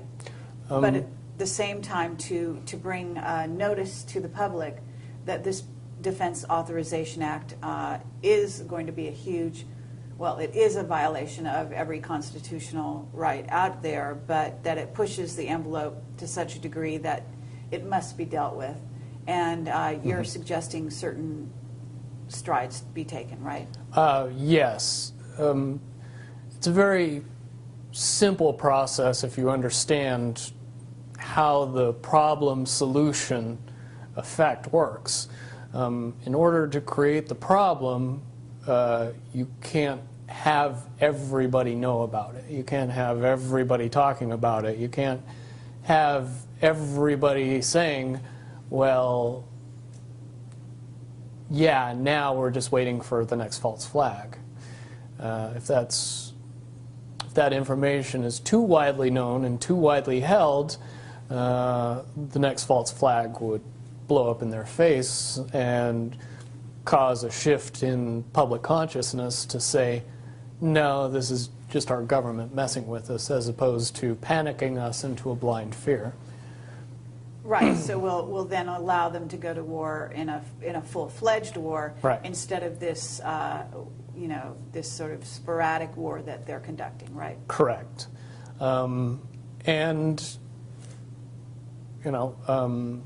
the popular belief is there's a very, very easy way to prevent that from happening, and to get that information out to the public, it has been surmised that if we bring that to the level that it's at, if we address the issue directly via our constitutional rights and begin to notify the public in general that this is a problem and that it needs to be dealt with, and the way that's been proposed to me and to a lot of people is to create a petition that calls for the impeachment of every political person in Congress and the presidency that enacted this legislation as treasonous.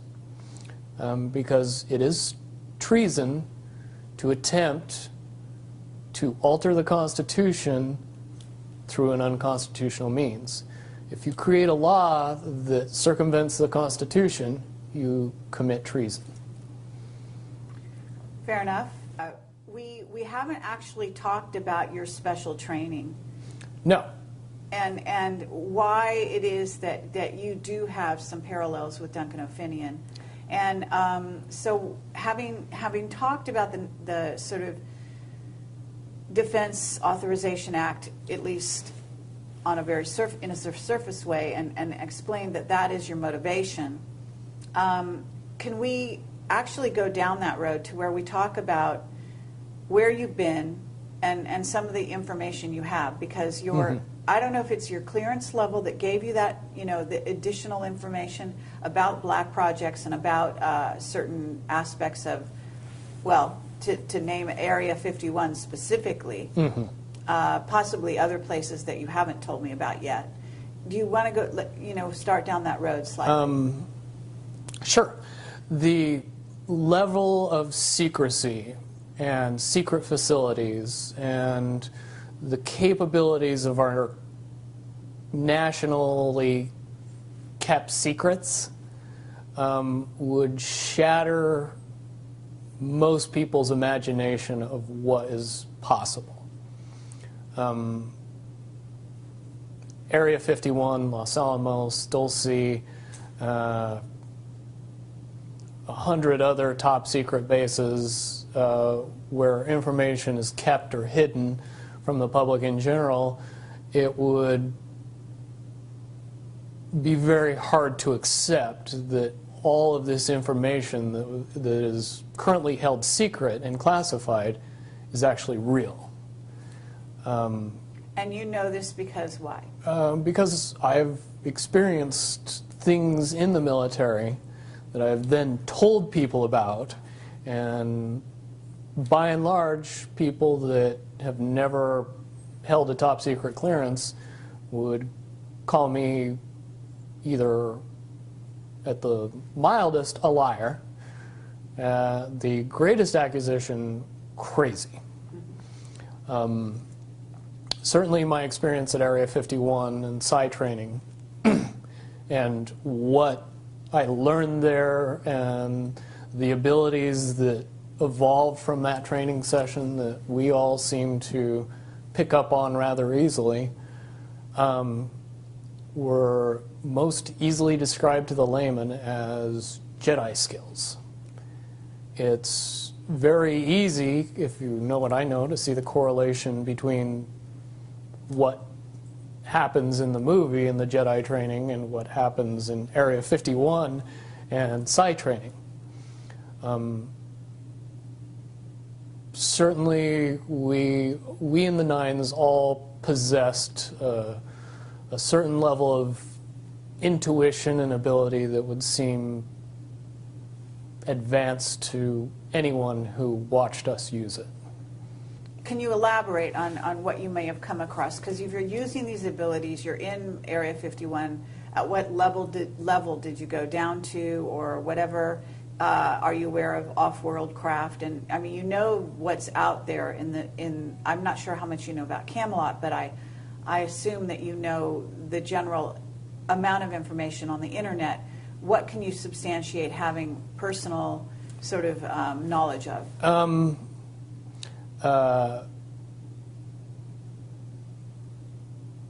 Extra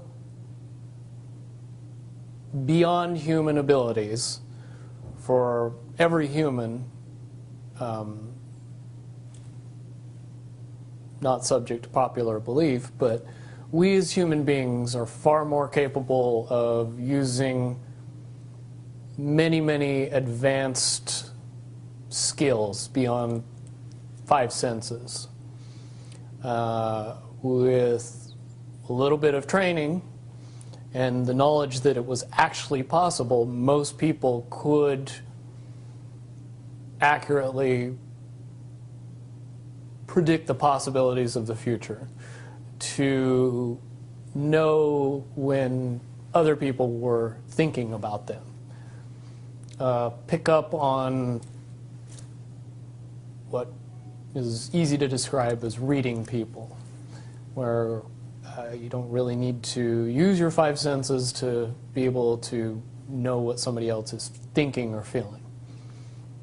A lot of that has to do simply with the belief that and the understanding that it's possible. That opens up a lot of doors. Finian talks about having been enhanced physically. Do you feel that you were enhanced physically? No. When I hear Duncan's story, the things that he experienced are very similar to what I experienced, based on the fact that you were never told that the actual belief in what you were doing was giving you the ability. You were giving something, a caveat, a carrot, an enhancement. They could jam a small piece of metal in your arm, and that's enough to get you believing that you have these abilities, and they turn on. But one really doesn't have anything to do with the other, per se. I have had a device implanted in me, and I later was of the understanding that that device did not do what I was told it was doing. It was not to provide enhancement, it was to provide monitoring. Mm-hmm. And but you're basically saying that it's the mental abilities that you, it's like placebo in a sense. As long as you believe it, it's the placebo effect, gives yes. gives you that ability to do superhuman type things. Right. And that's very important because if you teach people these things, you want to be able to turn those things off if you want to. You want to take those abilities away from people if you don't want them to have them anymore. So if you tell them the true nature of the abilities, then you can't take belief away anymore. You have to pull the piece of metal out of the arm that says you don't have the enhancement anymore. Well, it's the Tin Man. Yes. And, being told that he doesn't have a heart, he needs to have a heart installed, when in fact he had a heart all along. Exactly. Or maybe that's the lion. I forget who. But several. Lion was courage. Yeah. Yeah, several of the beings in that story. So okay, well that's very valuable. So you basically were given that kind of thing, and I would say that. And let me interject. The 6 months where I was undergoing all the psychological treatment, I did go through a period of time where I believed all of my abilities to be gone or taken away. In '08, with some help, I was able to transcend the barrier that kept me from using those talents. And now I've been able to refine and enhance those abilities far beyond the levels that I had in the military, which comes in handy when cops chase your cell phone GPS. Okay, absolutely. All right, so, but to get back to Area 51, and I understand that at this point you would be violating a security oath to talk about it, right? Let me put it in terms that it's easier for me to say and not have to go into the details of how I know, but just that I know. I'll present it to everybody very simply. What could be so important at Area 51 that would require the level of secrecy that is in existence around that facility? Well, certainly if I said that we kept the U.S. space fleet there, and that space fleet was what we would understand to be UFOs, even though the technology is easy to describe and easy to talk about and easy to educate people on, you need a lot of background in the evolution of the science that makes those things possible to be able to accept that the U.S. has dozens, if not hundreds, of vehicles that are more than capable of space flight, and make it so we would have a fleet of vehicles that would be seemingly extraterrestrial. And the reason that that has to be kept that way is because if you know that those vehicles exist, you start to question the technology that they're based on. And when you start to do that, then you start to question why we're still using petroleum products and solid rocket boosters and everything else, and things get quickly out of hand after that. So to keep those vehicles a secret is to keep everything else a secret, which is why you would need that level of security to prevent anybody from finding out about it. Okay, but that space fleet, as you call it, is capable of going anywhere easily throughout the solar system without much time or hindrance to the occupants. Okay, and explain how fast one could get to Mars, for example. Just below the speed of light. Okay, but in an hour? A day, I would A day. say would be more reasonable. Okay. Incredibly fast. Okay, have you seen these vehicles yourself? I've seen one type of one vehicle. Okay. And compared to when I saw it, which was more than 10 years ago, and what should exist now, I would say that it was a tinker toy bucket of parts compared to what we should have in existence now, based on the evolution of the technology that I know. As far as the off-world basis, I do not possess any personal knowledge. I do, however,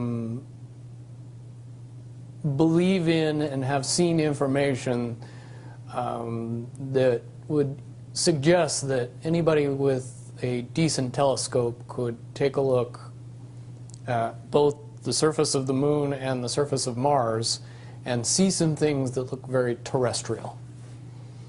Sure. And things that didn't exist 20, 30 years ago.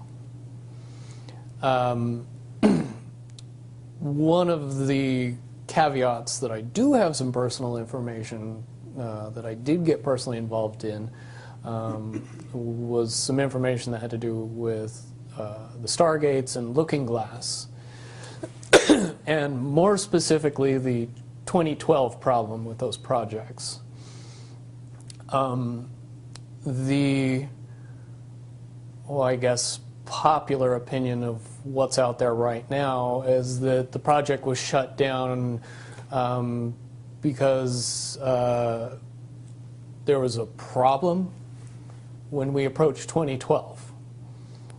I've heard it described a number of ways, but to my knowledge, the problem is that the timelines converge on that point in time. And when you know enough about the Stargate projects and the Looking Glass project to know that how string theory works and how the possibility of possibilities works and how making one choice over here doesn't necessarily mean that the other choice couldn't exist at the same time. But once you get your brain wrapped around this subject, you find out that at the end of 2012, in an easy way to put it, the choices that we make become less and less consequential to the future. And eventually we're pushed into this bottleneck of time, no matter which choice we make. And that's important to the people that had access to Looking Glass because they would use Looking Glass knowing the choices that they would make and the future would pop up. The big mistake was coming up with the possibility of future. And when we started using a computer to say, well, if we make this choice, it's 79% possible that this scenario happens, and 23% are possible, or whatever, you know, I'm using round numbers, that this scenario would happen. The understanding at the time was that was realistic. However, if you go down the road further and free will continues to exercise itself on this game, that 79% possibility sometimes changes very, very fast. But if you look at the situation in a point of time, it seems very realistic that that's the greatest possibility. What happened was people, very smart people, began to figure out that something big was coming up. Something that made it so all the possibilities of all the future scenarios of any choice, any possibility that was fed in and observed through the Looking Glass inherently ended up in the same future. And no decision and no possibility changed past a certain point. That's the big secret. Okay, so is that certainly 2012 in your understanding? It well coincides with December 21st, 2012. So at that point, all possibilities lead to the same timelines. Rubicon. All possible timelines lead to the same basic set of history in the future. And what is that history to you? Did you know that, or did you find that out? That is the big question. That is the big secret. That is what sends everybody that has all of the information, that knows everything, into a blind panic. The people that know everything about Looking Glass, that have gotten all the reports and all the information, the elites of the world, probably figured out that that was the end of the game, and nothing could be manipulated beyond that point. So do you think that's held true? In other words, well, I have about 60 questions, but do you think that's true or holding true, that nothing can be manipulated, that they haven't found a way to manipulate, that that's still the case? I mean, this is knowledge that you would have gained back when? Back when I was in the military, it would have been before '97 when I got in trouble. And it was things that one of my particular areas that I was amazingly intuitive about is problem solving / mission planning, or more specifically, taking a bad mission and fixing it, getting everybody through and out of it. Troubleshooting an optimum future. Exactly. Certainly knowing how string theory and possible futures works makes it so you can work your mind very quickly to see the reality of what's happening and decide what decisions need to be made to change it for a particular outcome. Okay, but at a certain point you said that even the powers that be, so to speak, realized that having even abilities such as yourself, you're talking about, which they, in theory, had even using a computer or a looking glass. Right, they had to use a computer to do it. Right, so in essence, but at a certain point, it's still an end game. It's still, they cannot go beyond a certain point. At a certain point, after they're done hearing the computer tell them, this is what's going to happen, over and over and over and over again, all they become focused on is, how do we fix it? Why? What is this that's going to happen? The you know that? inevitable contraction of the timelines. But what does that mean for this reality? Do you know that? I don't know that. What I do know is that I was called in and asked to solve this problem, this timeline contraction problem. And I eventually did my due diligence and did all the investigating, and basically only had one piece of information, and that was reinforcement. The computer's right. The timelines will contract down to some inevitable thing that you guys won't tell me about, so I can't help you. But it's, what you're basically, you came back with was, it is inevitable, whatever it is. There is an inevitable event. It's been forecast, it's been predicted, it's been fed to us in a slop trough of what they want us to believe will happen.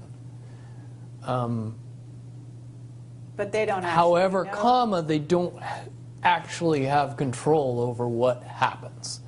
They only have control over the reaction, and it seems that no matter what they try to do to cause their desired reaction, it's going to have an opposite effect. Interesting. Now, it's much, much easier for me to explain today what that process is as opposed to back then. But if I had to give it a name, I would say it's the awakening process. It's an evolution of consciousness that cannot, will not, and no matter what decisions or possibilities are injected into the equation, eventually it all resolves down to us all learning the truth and becoming aware of this massive dam of lies that has been built that keep us from knowing massive volume of information that we should otherwise possess. Okay, well that's very, very monumental to be told that from a person in your perspective, who's had your background and your exposure. Is it your understanding that the notion that looking glass has been, you know, that there are various looking glasses around the globe supposedly, that according to Dan Burish were shut down. Is it your understanding they're actually not shut down?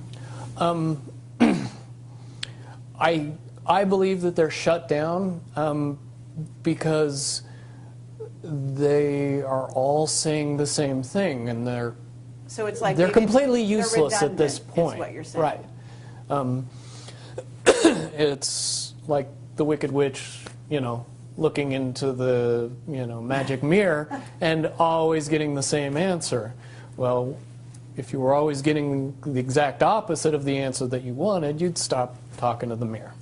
And that's essentially what happened with Looking Glass, is no longer, not only did they not want people to use it anymore because they knew it was just going to burp out the same thing, but at the same time they didn't want anybody else to know what it was saying, I'm sure.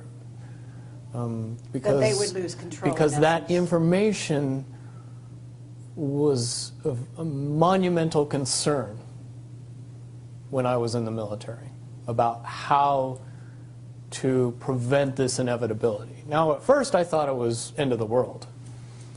Now I see end of the world as end of their world. Well said. Okay, but are you aware, do you know the difference between Looking Glass and the yellow cube? Yes. Okay, and are you aware of what happened to the yellow cube and how it was used and so on? I believe that the yellow cube still exists. I can't say for certain if it's on this planet, but I would say that it's definitely protected from use at this point. Okay, well that coincides with the testimony we got. Can you also verify that leaders of... But let me say one thing about the yellow book and its differences with Looking Glass. The yellow cube or the yellow book would give you your possible future. Yes. So it took basically the choices that you would inherently make along a timeline and tell you what that timeline would be, given that you made all the choices that your brain would make. Well, this is exactly what I was just going to ask you. What we were told is that leaders of governments and so on, people in high places, politically, would use this to try to see their most optimum future and then follow those. So they were using it to enhance their wealth, et cetera, Mm-hmm. Yeah. in a very egotistical way. And that was part of the problem with it.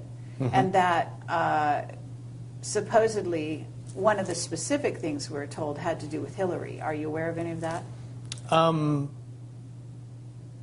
You mean the 2012 protection for her? Well, will you tell me what you know?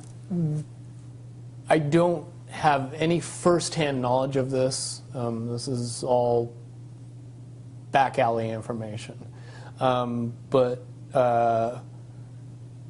one of the last predictions that was put out by the Yellow Cube was that, for all intents and purposes, and this is just my level of understanding, is that Hillary Clinton would be president in 2012. And when the Yellow Cube is involved, it leads me to question what I know about Looking Glass and string theory along with that. The first question that anybody that knew anything about the process would know is who was using the cube Right. when it made that prediction. If I knew that, then I could tell you why it would predict what it predicted. Wasn't there also an issue with, I'm not sure, but in using the Yellow Cube, Yellow Book, however you want to term it, that they actually had to use it through an intuitive who had a high vibration, had to be in the vicinity to, in a sense, be the go-between between the person who wanted to use the cube Right. and the cube itself, because normally they didn't have the vibration necessary. Correct. And that is a process that would prevent anomalies from popping out in predictions. But it wouldn't completely... No, and I'll tell you why.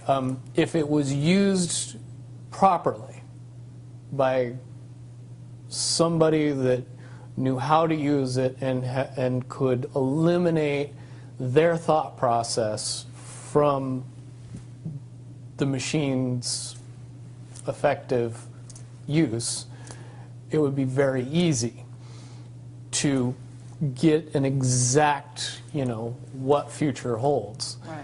However, anybody that has that ability would inherently know that that information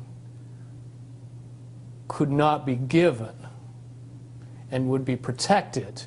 And that inherent notion would inject something into the yellow cube or the yellow book that would give an inaccurate statement.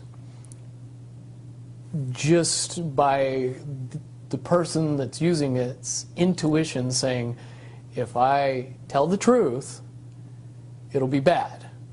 So the higher levels pick up on that, throw out a different scenario that isn't the truth. It's in a sense the feedback loop gets dirtied somewhere along the line by exposure.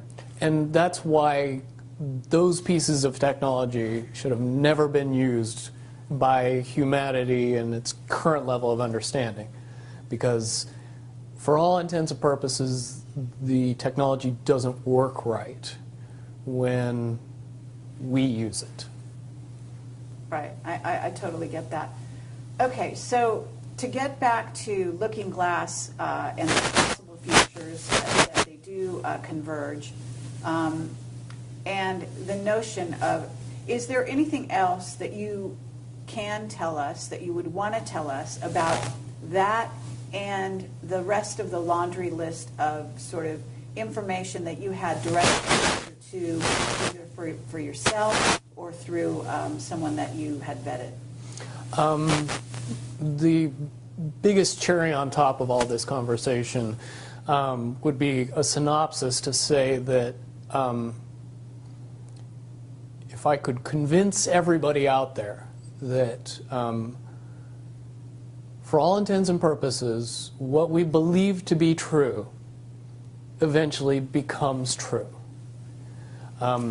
If somebody convinces us that a major disaster is going to happen in the very near future, a major disaster happens in the very near future. If we don't buy into that fear and accept that there is really nothing that we know is going to happen, and accept of whatever happens, that makes the convergence of the timelines happen as naturally as possible. Any attempts to try to go away from this one inevitable conclusion, I again see as a new beginning, an end of this reality, the beginning of something that we can't even possibly understand based on the level of our beliefs currently. But when all that information comes flooding out, there's going to be no denying what's true and what's a lie or what's illusion. We won't have the choice to believe that 9/11 happened because of a bunch of terrorists, because we'll know exactly what's happened. Basically what we're experiencing right now is two master chess players sitting at the board. And one of them looks down at the board and sees that he's in checkmate in 7 moves. And he looks across at his opponent and he knows that his opponent sees it too. So there's no getting out of it. So at this point, the loser can only prolong the game. The game, both players know the game is over. It's only a matter of time before he does this, and then you're forced to do this, and then he's forced to do this, and eventually checkmate. We, as a race, if we could understand that the game is over, that based on the rules of the game, the bad guys have already lost, the good guys have already won, yes, there's moves left on the table, but those moves are being forced by the player that is going to win. The only way that checkmate can't happen is if the player that's winning makes a mistake. But from all of the information that I've gathered, all of the information that's been given, all of the information that's been vetted to me, it seems pretty obvious that the good guy player on the side of the chessboard knows exactly what has to be done to win the game. And so at this point, any mistake would be all but impossible. But again, you really have to understand the game to know that the guy that's losing is lost.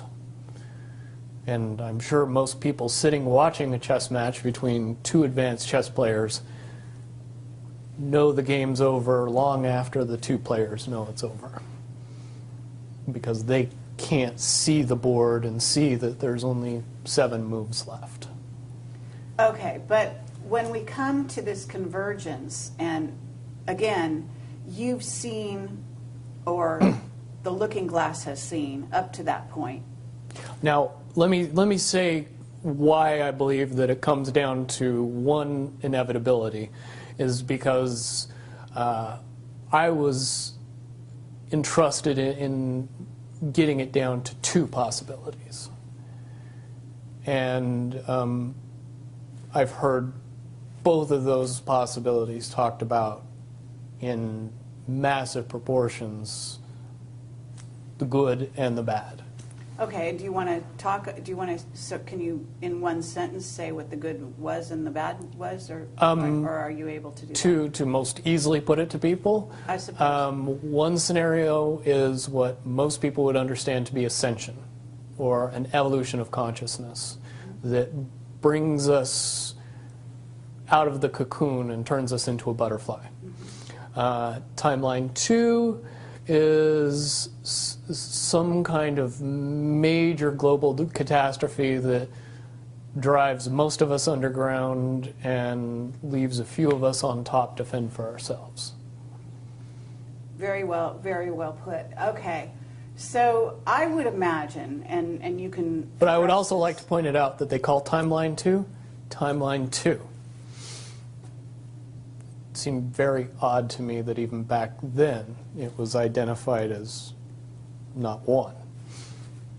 And that okay. one is the didn't get talked about. Okay, but 1 is the one that involves what in essence would be ascension, or moving into, from the cocoon to the butterfly. Okay, but I believe, based on what you're telling me, that they would have used a lot of people like you that had a proclivity for being able to see the future, to be what is a sort of an advanced psychic remote viewer, whatever you want to call that, and looking glass, to posit these potential futures, to go up to that point and to view it, and that you're just one of many. Wouldn't you agree? I would agree. And back in 1991, when I began my little adventure in the military, I would say that it was pretty obvious that there wasn't very many of us. However, you go 20 years into the future, and you find out that it's coming to the point where there's a lot of people that have that ability, that are inherently realizing that ability, and are able, through some unknown extraordinary means, to develop that ability inside themselves without any outside help or assistance. And it's quite obvious that as far as advanced intellectual abilities, as far as simple intelligence levels, and cognitive skills of the human race has increased exponentially in the past 20 years. And people that were 10 years old in 1991 are now 30 years old and fully awake and conscious of this burning inside that says, I am a lot more than what I see in the mirror. Absolutely. Okay. I do have a question in regard to what the military-industrial complex has been working on. Because with the knowledge that you say they have, assuming that they have this level of knowledge that you're talking about, right? In other words, of the timelines converging and the fact that there was going to be something. And I don't know if you saw the movie or the TV show Fast Forward. I mean, but there's been so many possible, scenarios in that regard. But one of the things that goes on is they are very busy building underground bases, supposedly underground cities. And so they seem to be hedging their bets for the negative timeline and putting their emphasis there. And would you say that that is because why would somebody want something negative to come true? Well, of course, the Illuminati have a program that they're working on in that regard. But basically, the sort of well-meaning military that just goes after contingencies, and is just working towards a future that they want to prevent or deal with when it comes. Can you explain why they have been hedging their bets to such a degree on the negative? It's very simple. They're insane. And beyond insane, they have literally deluded themselves into believing that they can somehow manage to get away with what they're trying to get away with. There is a distinct lack of reality in that thinking. Okay, what about the notion that CERN, for example, is engaged in trying to beat that game, as you call it? I would say, look at the problems CERN has had. The crazy little things that have kept that project from moving forward.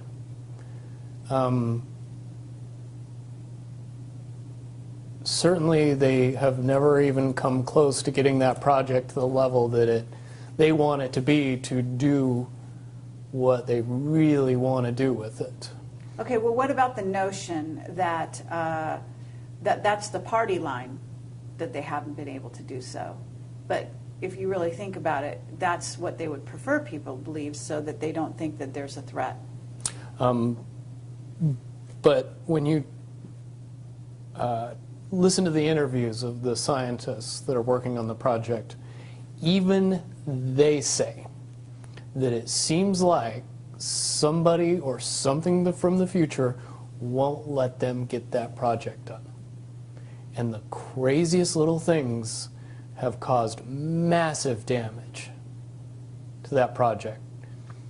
And when you get the foremost thinker in string theory saying, yeah, I don't think we're going to do it because I don't think fate wants us to do it, that says something about a scientist.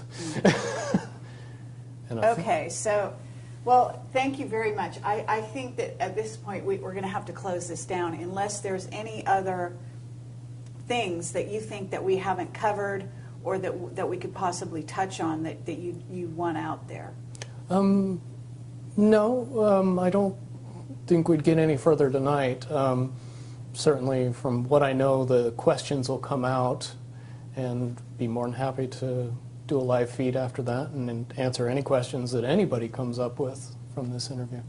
Wonderful. All right. Well, thank you very much, Bill Wood, for your service to humanity. Well, hopefully I can get everybody else working towards that goal as well. Absolutely. Well, apparently, regardless of which way they work, the convergence will happen.